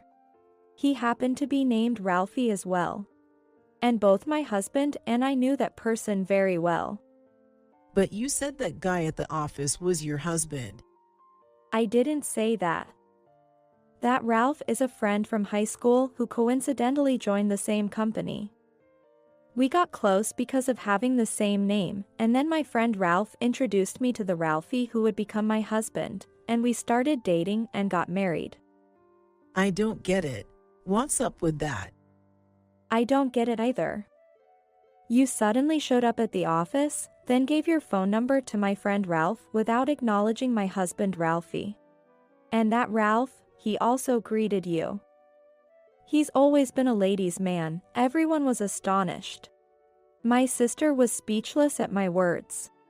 Yes, on that day, the day my sister stormed into the office. The guy we bumped into while about to go for lunch, along with my friend Ralph, was none other than my husband Ralphie and several other male coworkers. It seems like my sister only has eyes for handsome guys. She got fixated on my friend Ralph, completely ignoring my plain and easy-to-miss husband. Because he greeted me. We've known each other since high school. Ralph naturally greeted you when he found out you were my sister. Is that so? Yes, it doesn't mean much. With a smile, my sister now glared at my friend Ralph. And why didn't you correct her? Remember when I asked you why you married such a plain woman? Well, I didn't deny it, but I didn't confirm it either. I just said Emma was more attractive than Sophia. Ralph spoke truthfully in spite of my presence. My sister, blushing and turning pale, is flustered. Ralph, you're at fault too. Why are you getting involved with a married woman? My husband said somewhat angrily. But Ralph shrugged his shoulders somewhat helplessly. Well, she said she was divorced, and she asked me out officially. I was just intending to play around though. What did you say? My sister turned red again at Ralph's words. What's that supposed to mean? You were just playing with me. Suddenly there was a male voice. So were you serious? Well, of course. I even got divorced. Wait, huh? My sister slowly turned her eyes to the door behind. And her eyes widened dramatically. Why are you here? Aren't you on a business trip? My client couldn't make it, so it's ended early. I was surprised when I got home and there was no one there. Then Sophia called to tell me you were here. When did you divorce me? That's dumb. No, divorce was just a joke. My sister was dumbfounded. Above her, still collapsed on the floor, came the voice of my friend Ralph. Hey, what's the deal? You're not divorced, so that means you were just playing around with me too, right? You're in no position to blame me. Ridiculous. What did you say? I don't need a woman who lies about something as important as divorce. My friend Ralph said so and apologized to my sister's husband. I'm terribly sorry for not knowing. Although it doesn't seem like something money can fix, I'll pay compensation as an apology. Saying that, Ralph handed over his business card and left. Wait, Ralph, I'm serious about you. Oh, really? My sister's attempt to follow was met with her husband's cold voice. When she came to herself, she saw her husband with cold eyes. Wait, What I said was just a little joke. I'm tired of your lies. What? You lied about taking care of Mia during my business trip and going out with your friend. You lied about divorcing me. Well, that's scur. But it's also pitiful that you've become a liar. What are you talking about? My sister's husband nodded as if to understand something. So, let's get divorced. That way, what you said won't be a lie anymore. Wait. Well, it's not technically we're divorced, but we're going to divorce from now on. That's acceptable, right? Wait a minute. Of course, I'll sue for damages, and I'll have custody. I'll be the one raising Mia, and I'll make sure to get child support too. Well, hold on.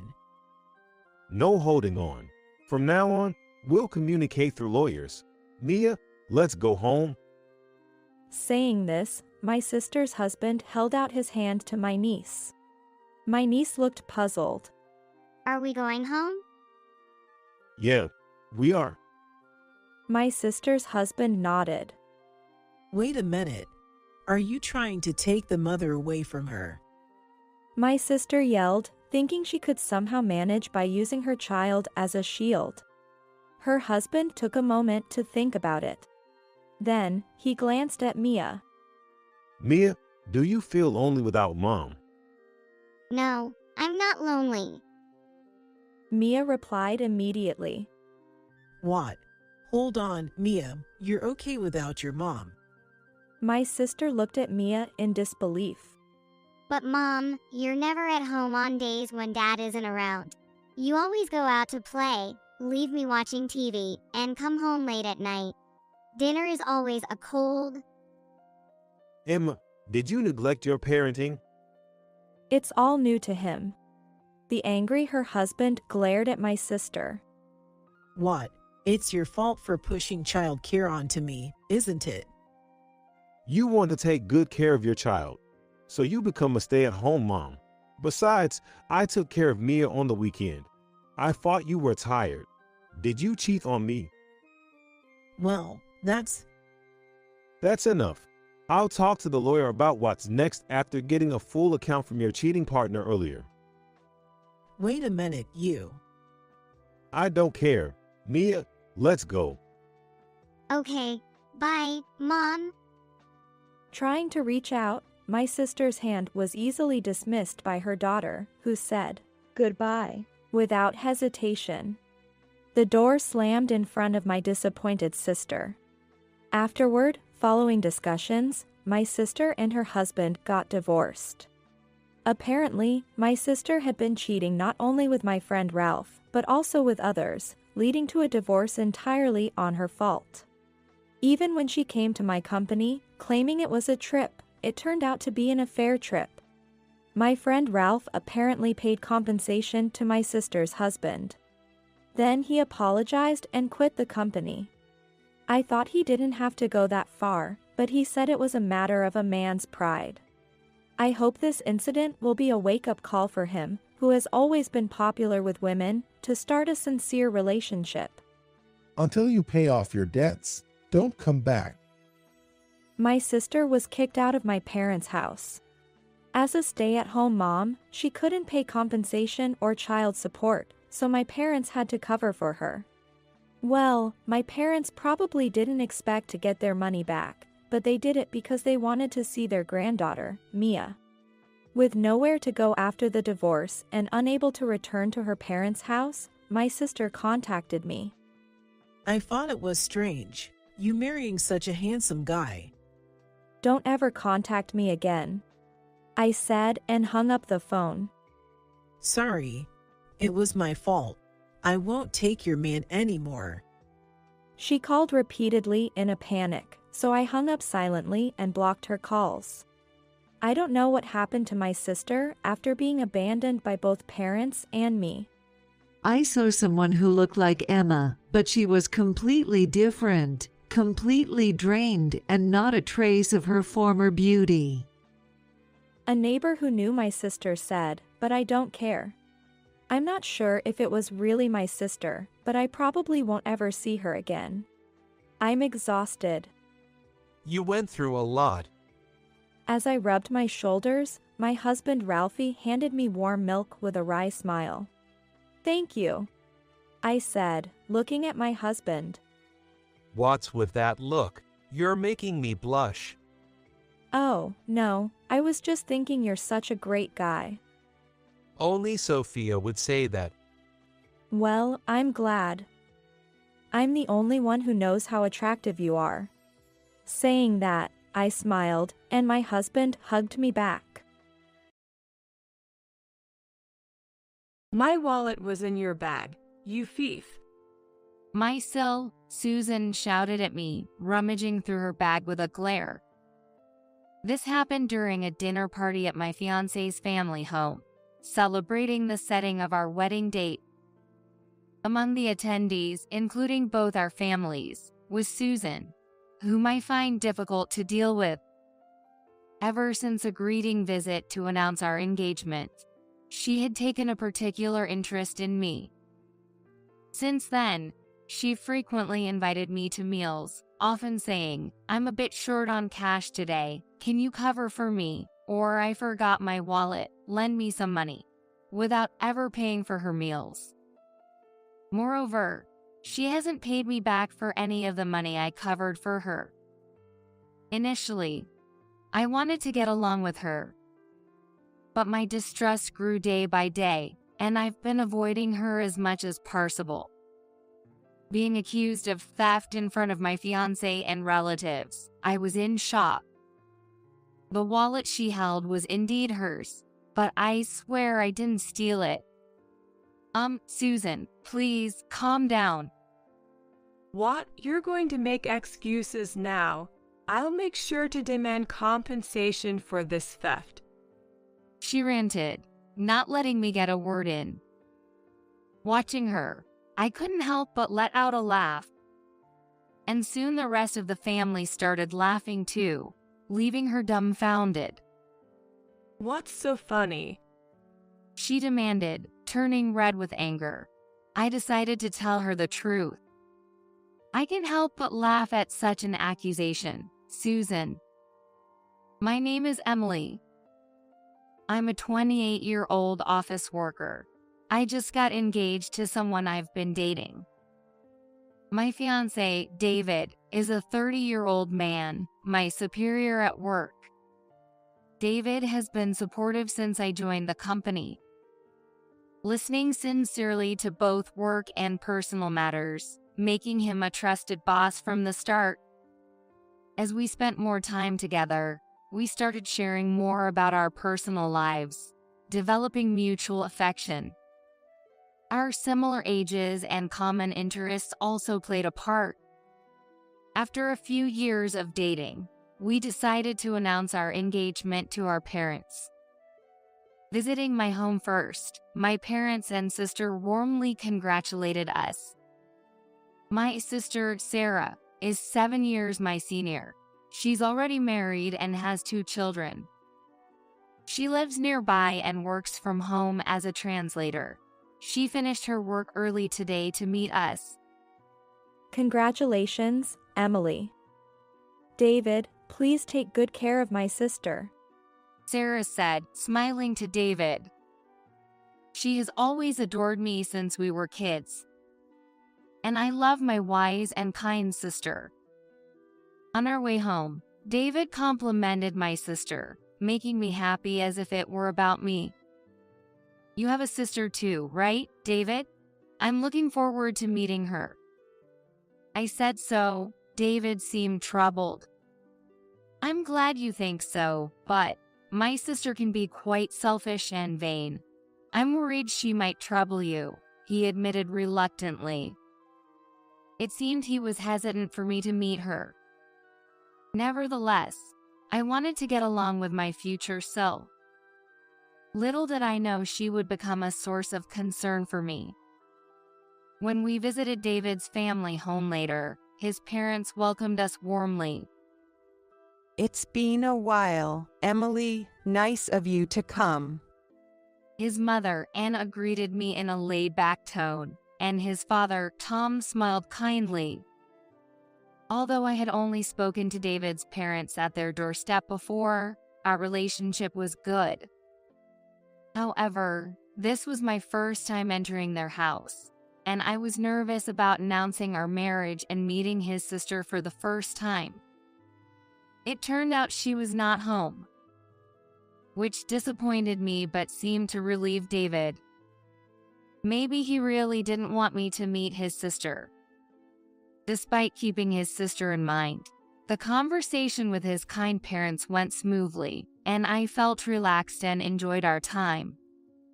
David's parents were genuinely happy about our marriage, and feeling reassured, we began to leave. As we were putting on our shoes at the entrance, the front door suddenly opened, and a woman walked in, saying, "Hi there." Seeing her, David let out a Well, David, what? You're leaving already? I just got home. Stick around for a bit, said the woman blocking the door, appearing to be in her mid-30s, around the same age as my sister. However, she seemed more assertive and was wearing heavier makeup than my sister. I immediately realized this was David's sister, Susan. According to David, she's divorced with no children. Nice to meet you. I'm Emily, and I've been in a relationship with David. We're here to announce our engagement. When I greeted my SIL, all I got back was a nonchalant hum. When I looked at her, she was sizing me up with a judgmental gaze. Then, with a smirk, she asked, "So, Emily, how did you meet David?" Hey, Susan. This is the first time Emily's meeting you. Don't start with such questions. David interjected, visibly annoyed.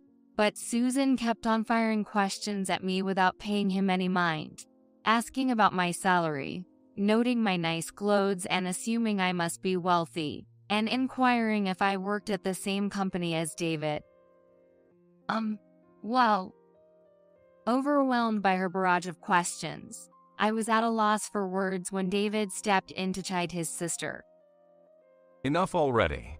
Can't you see Emily's uncomfortable? We're leaving, so please move aside. David managed to pull me away from his sister, who glared at him as if he was getting in her way. What's the big deal? If you guys are getting married, she'll be my SIL, so I thought it'd be nice to chat a bit. Oh, right, Emily, let's exchange contact information, she said, pulling out her smartphone from her purse. I was hesitant but eventually gave in, wondering if this was really the right decision. "Susan, don't bother Emily too much." Even Anna warned her. Susan seemed bothered and went inside the house. I finally understood why David looked so gloomy when we were talking about Susan before. Unlike her brother, Susan was pushy and didn't listen to others.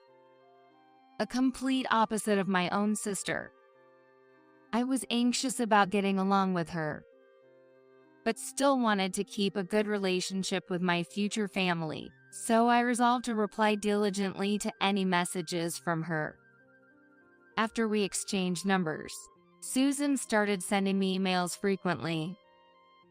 Through our exchanges, we found out we worked close to each other and she invited me to lunch during our work break one day. I agreed, seeing no reason to decline. But when it came time to pay, Susan suddenly exclaimed, "Oh, what's wrong?" Sorry, Emily, I'm a bit short on cash right now. Could you cover for me and I'll pay you back later? She asked, without a hint of embarrassment. I was puzzled by her behavior but decided to pay for the lunch, thinking it was just this once. However, on another day, oh dear, I forgot my wallet. "Emily, could you pay for me?" Susan began inviting me to lunch frequently, always finding an excuse to have me pay for her share. And whenever I asked for reimbursement, she'd brush it off saying, "It's not a lot of money for lunch, right? Don't sweat the s'more stuff," refusing to take me seriously. The cost of a single lunch wasn't much, but as these invitations became more frequent, the financial burden on me grew. Months passed without Susan returning any of the money I'd covered for her, and my distress towards her only intensified. I realized it was best to minimize my interactions with her, and my desire to get along with her faded. Lately, I've been declining her lunch invitations and keeping my replies to her emails to the minimum. However, one day after work, as David and I were leaving the office together, I heard a familiar voice call my name. Turning around, I saw Susan waiting for us. "Look at you two, leaving work together like a happy couple," she said sarcastically, making David frown. What do you want, Susan? David asked, to which Susan replied with a bright smile. "Actually, I have plans for dinner with friends today, but I'm a bit short on money. Emily, could you lend me some?" I was frustrated by her audacity, having already lent her money before. "I'm sorry, but I have to decline. You haven't even paid back the money I lent you previously." I firmly refused, only for Susan to become upset, saying, "How cold can you be? We're family, aren't we? It's just a little money between families. Besides, you earn more than me," shamelessly justifying herself. I hadn't mentioned my salary to her, but she must have deducted it since I worked at the same company as David. I wanted to argue that I wasn't part of her family yet, but David spoke up before I could, scolding his sister. Family or not, you shouldn't borrow money like this. Instead of going out for dinner, you should pay back what you owe to Emily. If you can't repay her now, please go home. David, who do you think you're talking to like that? I'm your sister. Are you really siding with someone else over your own blood? She switched from calling me family to a stranger, glaring at me as if I was the problem. She even started spouting some nonsensical theory, saying, "You know, in today's world, women need to have their own money too. Do you understand, Emily? Saying you can't lend me money is like admitting you're broke." David seemed too exasperated to even get angry. What you're saying is complete nonsense. Emily, let's just go. You don't have to take her words seriously. Without the heart to say anything more to Susan, we decided to pretend she was a stranger and left the scene. People from the office who were leaving kept glancing our way, making us the center of attention. What? Hey, wait a minute. Although Susan shouted from behind, we did not look back. After that, I occasionally received messages from her, but I was too busy with wedding preparations to do anything but send non-committal replies. Of course, I declined any invitations to meals, and since the incident of being ambushed in front of the company, I haven't met her. Amidst all this, the wedding date was successfully set, and a dinner party with both families was arranged. At my in-laws' house, David and I arrived at his family home shortly before my parents and sister. Susan was there too, but she surprisingly kept quiet and behaved herself, which felt eerie amidst the lavish dinner and celebratory mood. The dinner ended on a pleasant note, with everyone enjoying light-hearted conversations. When suddenly, after returning from the restroom, Susan started screaming, "What? It's gone! Where's my wallet?" Claiming the wallet she had put in her bag was missing. Calm down. Did you leave it in your room by any chance? Anna tried to soothe her, but it was as if she wasn't listening. "I definitely put it in my bag." "Oh, I see, you stole it," she accused me, grabbing a purse near me and rummaging through it. Then, with a look of surprise, she pulled out a wallet from the purse. Her own wallet that I had seen several times before. Look, just as I said, my wallet was in your purse. She exclaimed triumphantly and then started accusing me again. You stole it while I was in the restroom, didn't you? Pretending to be all innocent and then pulling something like this. I'm totally against someone like you marrying my brother. Susan, please, calm down. Planning to make excuses. What you did is theft. I'm going to demand compensation, so be prepared. She continued, not letting me get a word in. However, I couldn't help but burst into laughter. That's funny. And as I started laughing, my parents and David also burst into laughter, leaving Susan dumbfounded. But then she became red with anger. What's so funny? It's laughable, really. You've said quite something, Susan. Huh? Confused by our reaction, the next to speak was my sister sitting next to me. That purse isn't Emily's. It's mine. At that moment, Susan's face froze. What? With sweat on her brow, she looked panicked. I then said, "My sister is stealing your wallet? That's impossible, right?"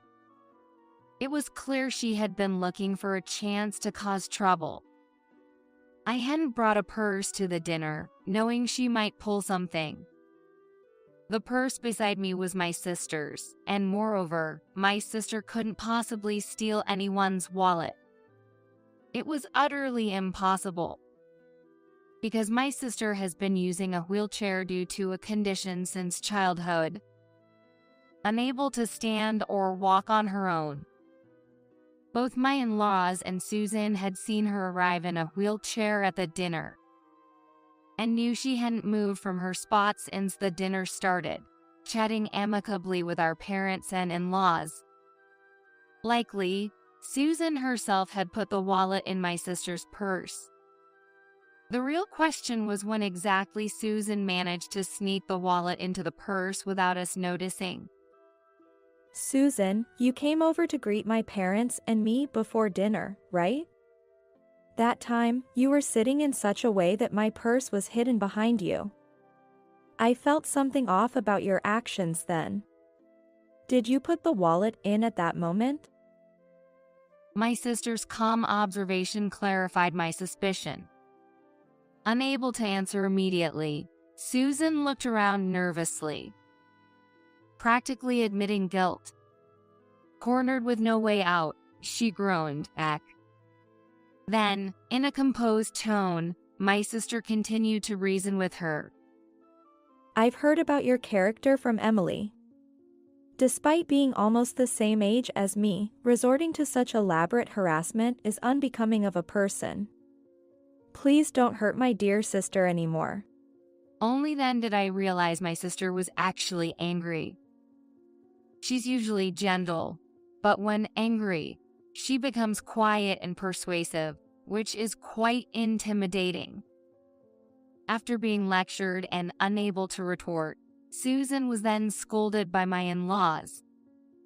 Susan, what are you doing? Accusing Emily of being a thief is beyond embarrassing. Absolutely disgraceful. We've treated you and David equally. Where did we go wrong? Emily, everyone, we're terribly sorry for our daughter's actions. Tom apologized to us. However, even seeing her parents apologize, Susan seemed unrepentant. The next moment, she stood up abruptly, glaring at me furiously. What? You're all making me out to be the villain. I was against your marriage with David from the start. I hoped today would embarrass you into breaking up, but you had to ruin that, didn't you? She lashed out, leaving us speechless with her audacity. But knowing her true feelings, David was furious. "Don't mess around," he shouted, making her flinch. How dare you say such things? You've been trying to ruin our relationship. I can't stand it anymore. I'm going to lay it all out right now.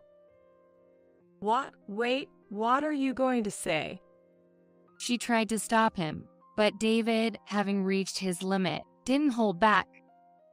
He revealed everything. How she never repaid me for the lunches I covered, how she ambushed us for money, and all her misdeeds. David also shared that she had been spreading terrible rumors about me in an attempt to break us up. You would believe such words. Emily has been hardworking and kind since she joined the company, and I know her better than anyone. Family or not, there are things you just shouldn't say. David didn't elaborate on the specifics of the rumors, but his anger suggested they were quite severe. Things like that happened.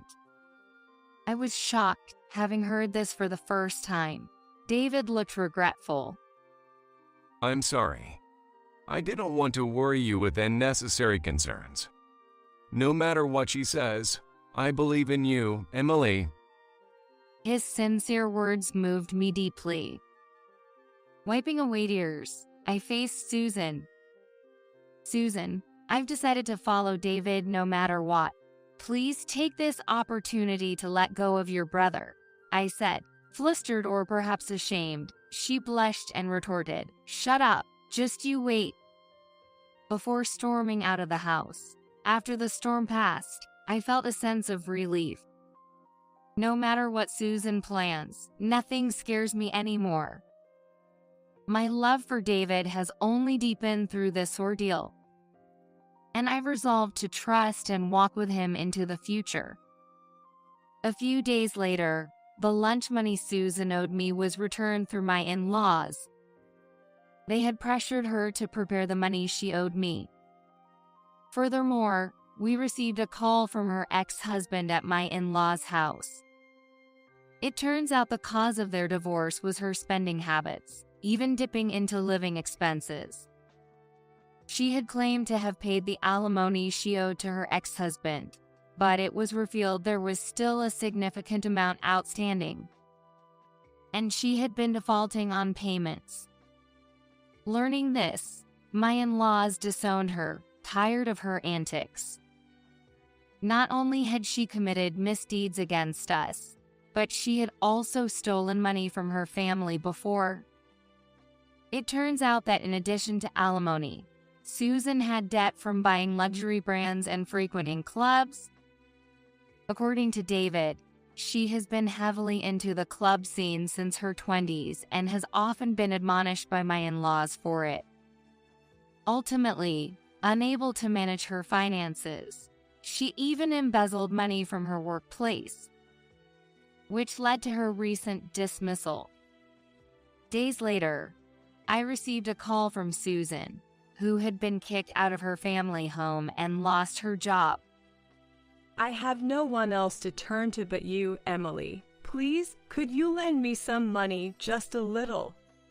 She begged in tears, but of course, I refused.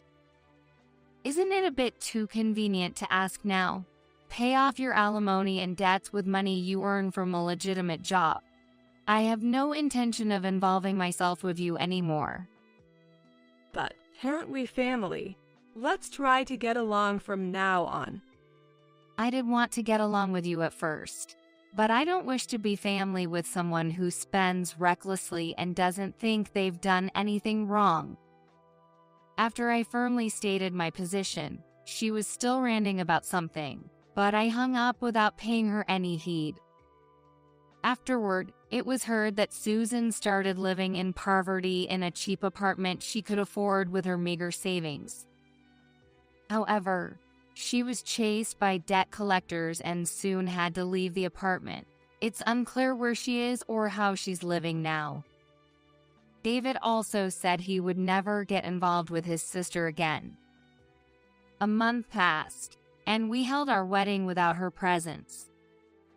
It was a joyous occasion blessed by many, creating unforgettable memories that I cherish. After the wedding, We moved into our prepared new home and soon discovered I was pregnant. Anticipating the arrival of our child, David and I are enjoying fulfilling days. We hope to continue living happily with our new family member and the days to come. You still don't have kids? Can't even show off a grandkid? What a failure. While sitting on a park bench, taking a brief break, a woman approached and started talking to me. That condescending look in her eyes and her tone of voice. No doubt, it was her. Surprised by the sudden reunion, I was at a loss for words. But why would she bring up the topic of kids so suddenly? While hiding my confusion, I told the woman the truth. My kid is right over there. The moment I said that, her eyes widened in shock. My name is Emily, 37 years old. Now I'm married with kids and living a happy life, but I've overcome various difficulties to get here. The story goes back to when I was in high school. I had a boyfriend named Jake. I met Jake during my freshman year of high school. As a child, I wasn't very good at talking to people. Because of this, I couldn't fit in well and had few friends. It was lonely. I often wondered if things would have been different if I were more sociable. Since elementary school, I've been prone to overthinking. When I got to middle school, I resolved to be more outgoing and make lots of friends. I set this goal before graduating from elementary school, but ultimately, I didn't achieve it. I thought if I didn't change in high school, I'd be like this for life. Knowing I'd be separated from my friends in high school, I felt even more pressure to change. However, my personality didn't change in high school. While everyone else was making new friends and having fun, I was alone in a corner of the classroom. I'd either be reading books or pretending to sleep. I just kept to myself all the time. I remember crying at home many times because I felt so miserable. Then one day, something happened that would greatly change my life. It was during one of the few seat changes that occur each year.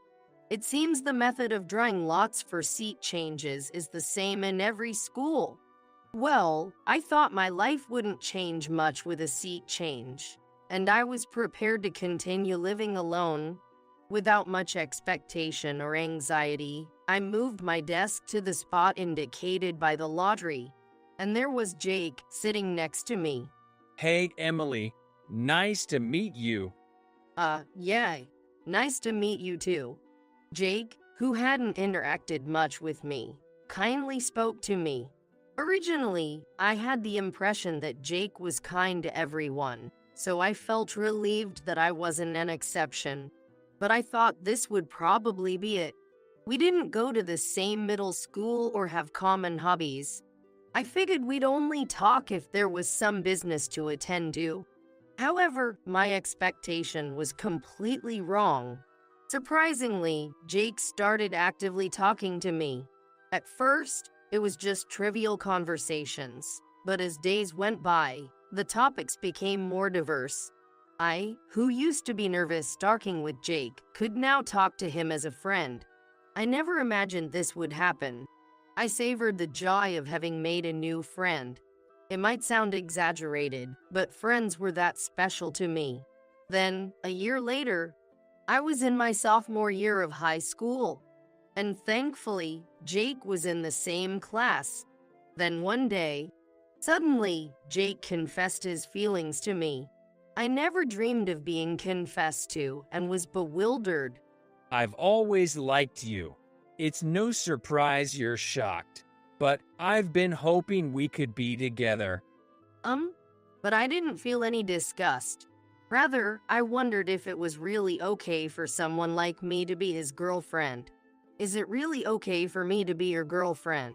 Don't say that. I want it to be you, Emily, but I won't force you. Jake said, looking down, continuing to express his feelings. Receiving his sentiments, I responded, I would be happy to be with you, Jake. Let's do this. Really, that makes me so happy. Jake's face brightened with joy. Since starting to date Jake, my life changed significantly.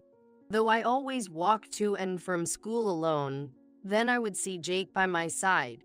Instead of staying in on weekends, I had more fulfilling times because Jake would take me out. I didn't know if Jake was thinking about our future together, but at least I wanted to walk through life with him. I liked him that much. As time went on, we visited each other's homes more often. So I got to know Jake's family, and he got to know mine. Every time he came over, I saw him getting along well with my family. Jake's parents thought very highly of me. My parents, too, were very positive. Never thought you'd date such a good kid. I'm surprised. Can't believe you snagged such a great guy. My parents knew I was shy. So, when I told them I had a boyfriend, they were quite surprised. Time passed, and Jake and I graduated from high school. I went to a local university's economics department, while Jake, wanting to become a doctor, went to medical school. He had always spoken about wanting to be a doctor, and he was then taking the first step toward his dream. I deeply respected him for that. Even though we went to different universities, we didn't break up. Instead, we made a conscious effort to see each other when we could. Jake, being focused on becoming a doctor, seemed busy with studies and training. Time flew, and I graduated from university. Then, I got a job at a local company. By this time, both Jake and I were living on our own, visiting each other's places when we had time. 2 years later, Jake graduated and finally achieved his dream of becoming a doctor. Another 2 years passed. When both of our careers had stabilized, Jake proposed to me. I want to be with you forever. Will you marry me? Of course. I, who had always envisioned a future with Jake, would never refuse his proposal. I happily accepted. The thought of being with Jake forever felt like a dream. While savoring the happiness of being proposed to, I thought about our future life together. Even after we got engaged, our closeness remained the same. Preparing for the marriage registration and wedding was tough, but we managed it by helping each other. I relished the joy of being able to marry Jake. I was so glad to be marrying Jake. But then, unexpectedly, my life took a drastic turn. Hey, Emily, can we just forget about getting married? What? I was taken aback by the sudden suggestion. What do you mean? I mean, let's call off the engagement. Why? I couldn't understand why Jake wanted to call off the engagement. Whether I had done something wrong or he had grown to dislike me. It's hard to accept this all of a sudden. We've already met each other's families and progressed with the preparations. How can we call off the engagement now? I can't accept this. I'm really sorry. I'll take responsibility and pay compensation. But I just can't marry you, Emily. I'm truly sorry. I know an apology isn't enough, but sorry. What's the reason? I can't tell you. We had been dating since high school, promising each other a future and thinking of building a happy home together. So why? Why can't you tell me? It's just not possible. No matter how much I asked, Jake only apologized. Eventually, I caved, and the engagement was called off. Jake had mentioned paying a settlement, but I never accepted it. I wanted to forget about him as soon as possible. After being informed of the broken engagement, I immediately told my parents. Both were as sad as if it were their own sorrow, only making me feel more apologetic. Why did Jake want to call off the engagement? Did he dislike me, or was there someone else he loved? Had I been the only one who thought we were happy together? No matter how much I pondered, I couldn't find the answer with Jake saying nothing. It was agonizing to speculate alone. For a while, I went through my days without feeling alive, unable to focus on work or anything I liked. However, 6 months later, I unexpectedly learned why Jake had called off the engagement. One day, told by my mom there was something she needed to discuss, I went home and was greeted by my sister, Sarah, smirking maliciously, which was unusual. Oh, you actually came. Well, yeah, Mom called me. But why are you here? Why can't I be? This is also my parents' house, isn't it?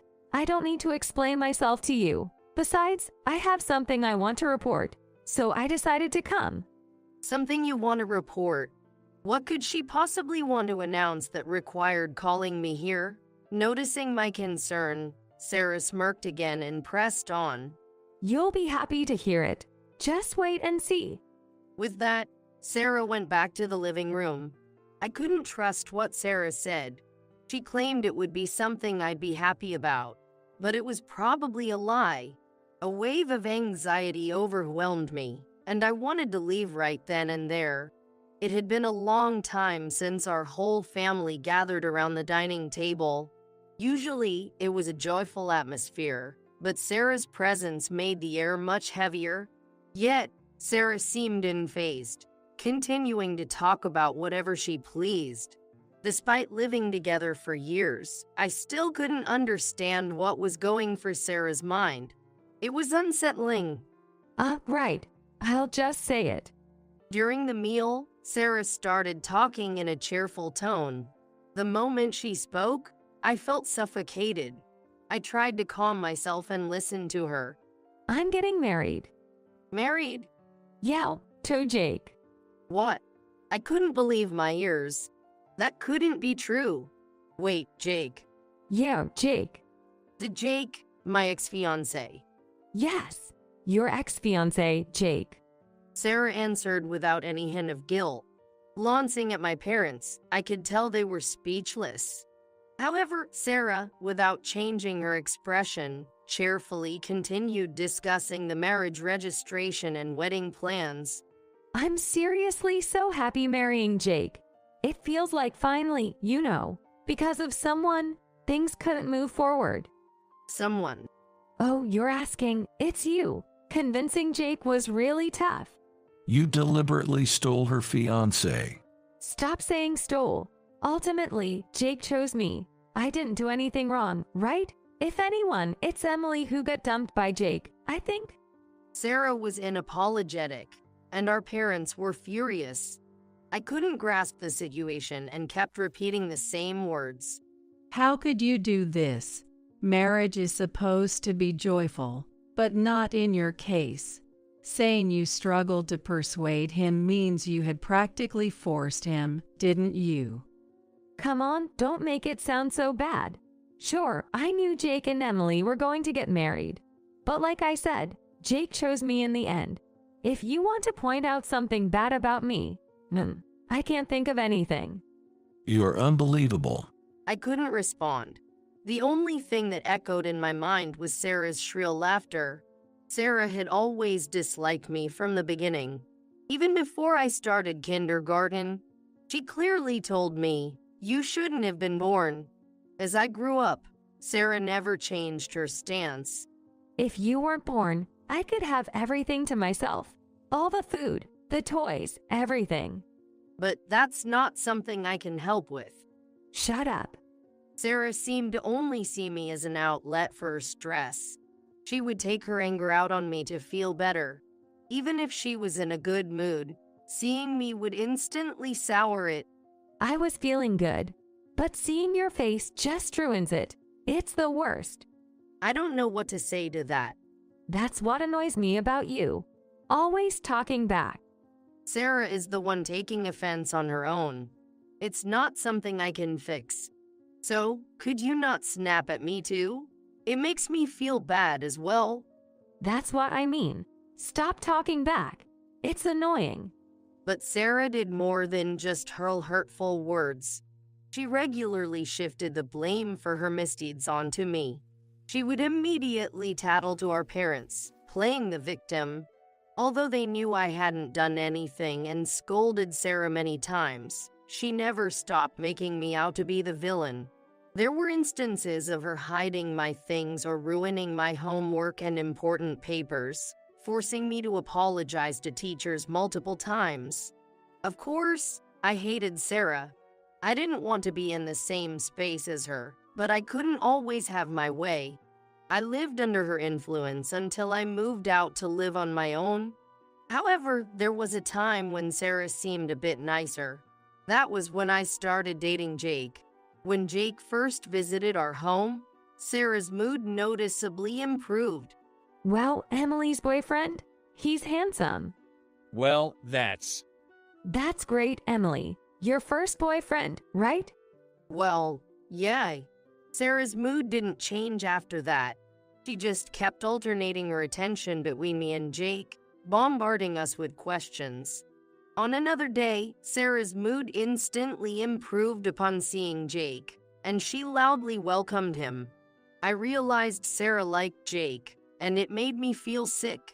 Hey, your boyfriend is super handsome. Why is he dating you? I don't know. By the way, is it true he wants to be a doctor? Is he smart? He's smart.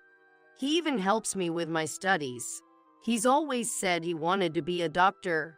Sarah listened to me and smirked suspiciously. Wow, which university is he aiming for? I don't know. Something medical? As his girlfriend, you don't know which university he's aiming for. Aren't you a failure as a girlfriend? I knew, but I just didn't want to tell Sarah. She had no way of knowing the truth and kept provoking me. She must have wanted to say she's the right woman for Jake. Yeah. Think whatever you want. You really annoy me. Don't get cocky. Sarah, seemingly displeased with my attitude, effortlessly threw hurtful words at me. Her attempts to appeal to Jake knew no bounds. Listening to his private life, touching him, her excessive behavior continued unabated. Jake seemed troubled too, but all I could do was apologize to him for Sarah's actions. Time passed, and Jake stopped visiting our house.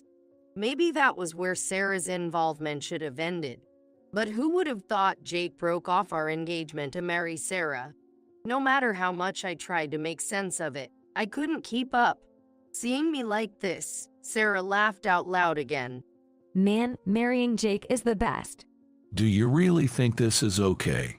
To take someone's fiancé like that? Yeah, so what's wrong with that? I don't know how Emily feels, but I'm on top of the world. I get to marry the man I love. Oh, sorry, shouldn't say that in front of someone who got dumped. Sarah continued to taunt me. While my parents were still angry, I had no energy left to respond. I just felt the tears rolling down my cheeks. Are you crying? That's not cute, you know. Oh, but you weren't cute to begin with. Sarah, just get out now. You're no family of mine. Don't ever show your face here again. How mean. I just came to make a happy announcement. Despite my parents' rage trying to kick her out, Sarah just laughed. I didn't want to see Sarah's face ever again. But there was one last thing I needed to ask. Hey, why did you choose Jake? You mean, why I chose Jake? Yeah, why go out of your way to choose someone else's fiancé? That was the last thing I wanted to know. The reason she chose Jake. I knew it would be messy, but I was genuinely curious about her reasoning. To my question, Sarah answered with glee. Because he's a doctor. What? Yay, because Jake became a doctor. I had my eye on him since I heard he wanted to be one. I got his social media info from him a while back, so he wrote something about becoming a doctor. So I thought I'd reach out, just on a whim, and he replied just like that. The rest is history. Maybe at first, Jake responded because Sarah was my sister, but to go from there to marriage, what was he thinking? Perhaps he just got overwhelmed by Sarah's advances, but doing that at the expense of me, his fiancé at that time, also seems questionable. When I showed a bit of interest, he just fell for it. And to think, he always acts so composed. He's actually quite reserved, huh? That's terrible. You asked why Jake chose me, so I told you. Sarah laughed without remorse. Seeing this, our parents became even angrier. Do you even have a heart? What's that? You're so harsh. Harsh or not, you're a disgrace to be a daughter. I won't be attending your wedding. Don't you ever set foot in this house again. Dad then grabbed Sarah by the arm and forcibly dragged her outside. Hey, what are you doing? Even Sarah was taken aback by Dad's actions. Though Mom and I were shocked, Sarah had taken things too far. I wished she would never appear before me again. Mom probably felt the same. That's why nobody stopped Dad. I'll be happy. Just you wait. I'll have lots of kids, live in a nice house, and show you, Emily, just you watch, all alone. With those words, Sarah was thrown out of the house. Remembering her triumphant look towards me, my head ached. But this might finally sever ties with her. I felt somewhat relieved thinking that way. I realized it had been 10 years since that turmoil. My interaction with Sarah had ceased, and I was living a peaceful life, which made me happy. One day, I was sitting alone on a park bench, drinking coffee. In the cold season, the warm coffee was comforting. As I relaxed and let my mind wander, a woman approached me. Do you still have no kids? Can't even show off a grandkid? What a failure. I looked towards where the voice came from. A flood of unpleasant memories rushed back. The condescending look and tone of voice. She seemed much thinner than before, but it was undoubtedly Sarah. Shocked by the sudden reunion, I was speechless. Why would she suddenly bring up children? While hiding my confusion, I pointed to a child nearby and revealed the truth. My kid is right there. At that moment, I could see Sarah's eyes widen in shock. What? That can't be true. Aren't you single? A single person with a child? Well, I'm married. What? You're married? In fact, after Jake broke off our engagement, I married a colleague from my company. His name is Bob. Originally, Bob and I worked in different departments and knew each other to some extent. However, we got closer after his transfer, and it led to marriage. Shocked that I was married, Sarah stared at me in disbelief. But you had your fiancé stolen by me. That's true, but there's no rule saying I couldn't marry someone else if it didn't work out with Jake, right? I married a colleague from work. I can't believe you caught a new man. You're shy, introverted, gloomy, and creepy. How come? Sarah couldn't believe I was married. She opened and closed her mouth, struggling to find words. Just so you know, I've shown our kids to Dad and everyone. What about you? Weren't you going to have lots of kids with Jake and live in a nice house? Stop. My life is none of your business. It is related. You assumed I had no kids and started this. Why are you even here? Sarah didn't answer my question. Looking away, she seemed desperate to think of a response. But I didn't wait for her to reply, continuing to bombard her with questions. So, how are things going with Jake? Are you in touch with our parents? What are you doing now? Shut up. Just shut up. Can't answer. Maybe nothing is going well for you? Not getting along with Jake and no kids. No contact with our parents. I said, shut up. Sarah just kept repeating the same thing. Seeing her refuse to answer, I lost my patience. Well, if things were going well, you wouldn't react like this. You approached me to boast, right? Or maybe you and Jake couldn't have kids. Why would you say that? Sarah looked at me with disbelief. She probably wondered how I knew that she and Jake couldn't have children. Why? Because after the engagement, I did a bridal check with Jake. That's when we found out he couldn't have kids. I still loved him and was willing to marry him. I thought Jake would tell you before getting married. Didn't he? Or didn't you want to ask? I didn't know. I wasn't told. Always the same with you, never at fault. It's always been that way, pushing responsibility onto others, claiming you're not to blame. I don't know what you're thinking, but shouldn't a couple discuss having kids if they really want them? Did you even try anything? You had the energy to steal someone's fiancé. Quiet, quiet. What do you know about my feelings? You had Jake stolen from you. You shouldn't be happier than me.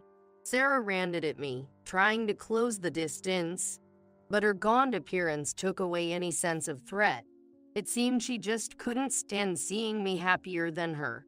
She continued with, even though you had your fiancé stolen, and you can't possibly have kids. It's all in your head. She kept repeating the same statements, desperately refusing to accept reality. At that moment, I saw a small child running towards us from the corner of my eye. It was my daughter, Abby. Mom? Who is this person? Abby asked apprehensively about Sarah's identity. This person is my older sister. Wow, Mom has a sister. Yes, but we had a fight and haven't spoken for years. Oh, I see. Abby then looked closely at Sarah. She then spoke again. Why didn't you tell me about her before? With a self-satisfied smile, I answered, not minding my pettiness. Because she used to make me out to be the bad guy. What? That's awful. At that, Sarah, who had been eyeing Abby enviously, suddenly spoke up. Hey, there's no need to say that in front of a child. I'm just stating the facts. I don't want her to think you're a good person. It's important to make it clear you're not. You know, stop making up weird things. Look, Abby, it's just your mom's sister. Nothing scary, right? Sarah tried to sound gentle as she approached Abby, but Abby, feeling wary, hid behind me. Hey, you! Are you getting mad at a child now? I mean, it's rich coming from me, but you're really immature, you know? Shut up. You have no room to. What's going on? Just as our argument seemed to escalate again, a man's voice came from behind. Turning around, I saw Bob, my husband. That day, we had come to the park as a family of 3, and Sarah had approached me while Bob was momentarily away. Who is this? It's Sarah. Oh. As soon as he heard Sarah's name, Bob's face visibly soured. Unaware, Sarah approached Bob with a plastered smile. Oh, you're Emily's husband. Well, you're pretty handsome. Why didn't you introduce me before? I didn't see the need to do so. Plus, I didn't want you bothering him. No one knows what you might do.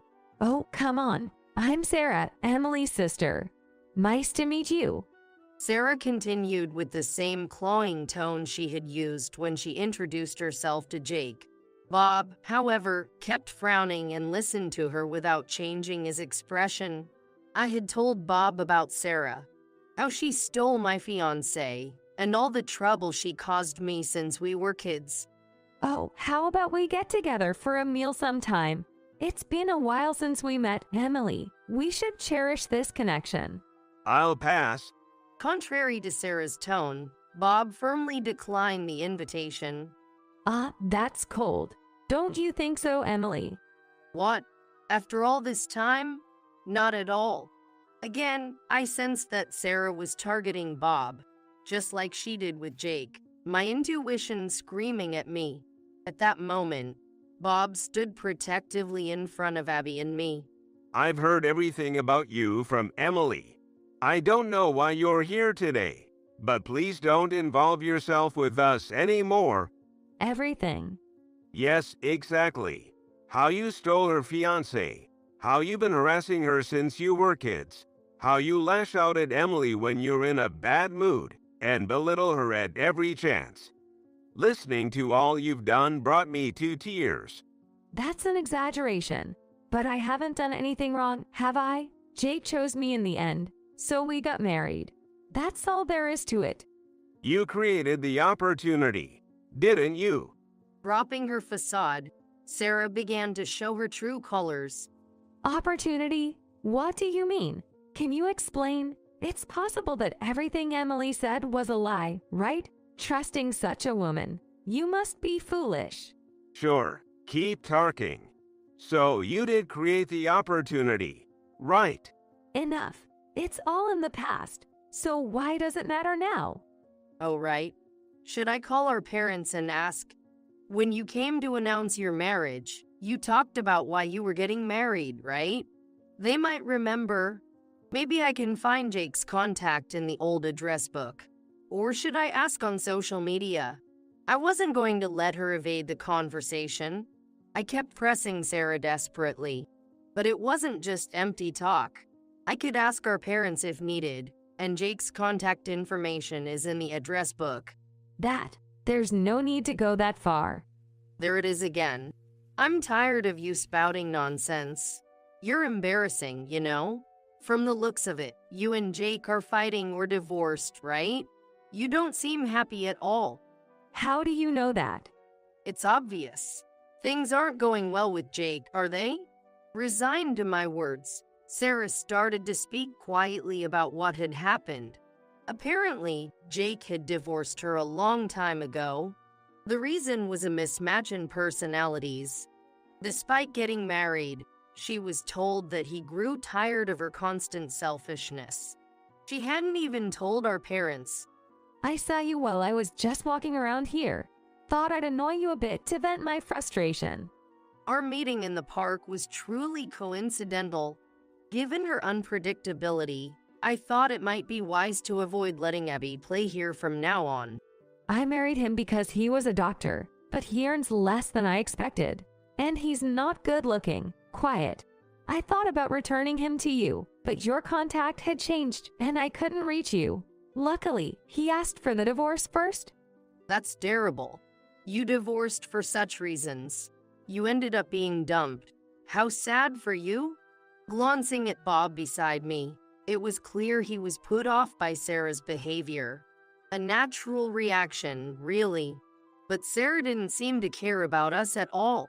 Seemingly content after sharing her current situation, she made an offer that was hard to believe. But it's perfect timing. Hey, why don't you live with me? I'm lonely being alone. What? I couldn't believe she was still saying things like that. Her self-centered behavior made me raise my voice in disbelief. There's no way I would live with you. Besides, don't say that. Come on, I'll behave from now on, so please. How can I believe that? Just disappear from our lives already. What? Can't you listen to your older sister?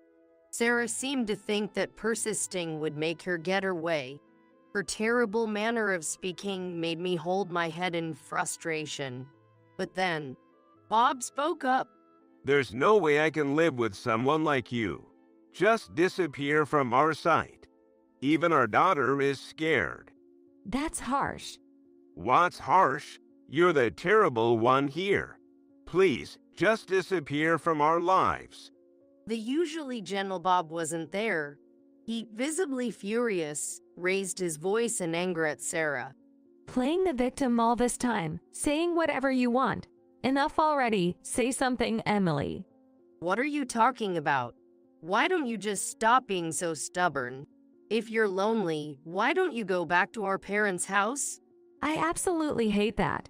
If they found out how miserable my life is. Plus, it feels like losing to you. Isn't it too late for such talk?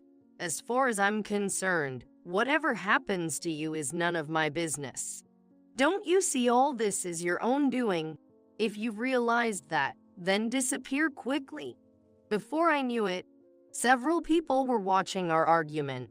Remember this. I'll make you regret this.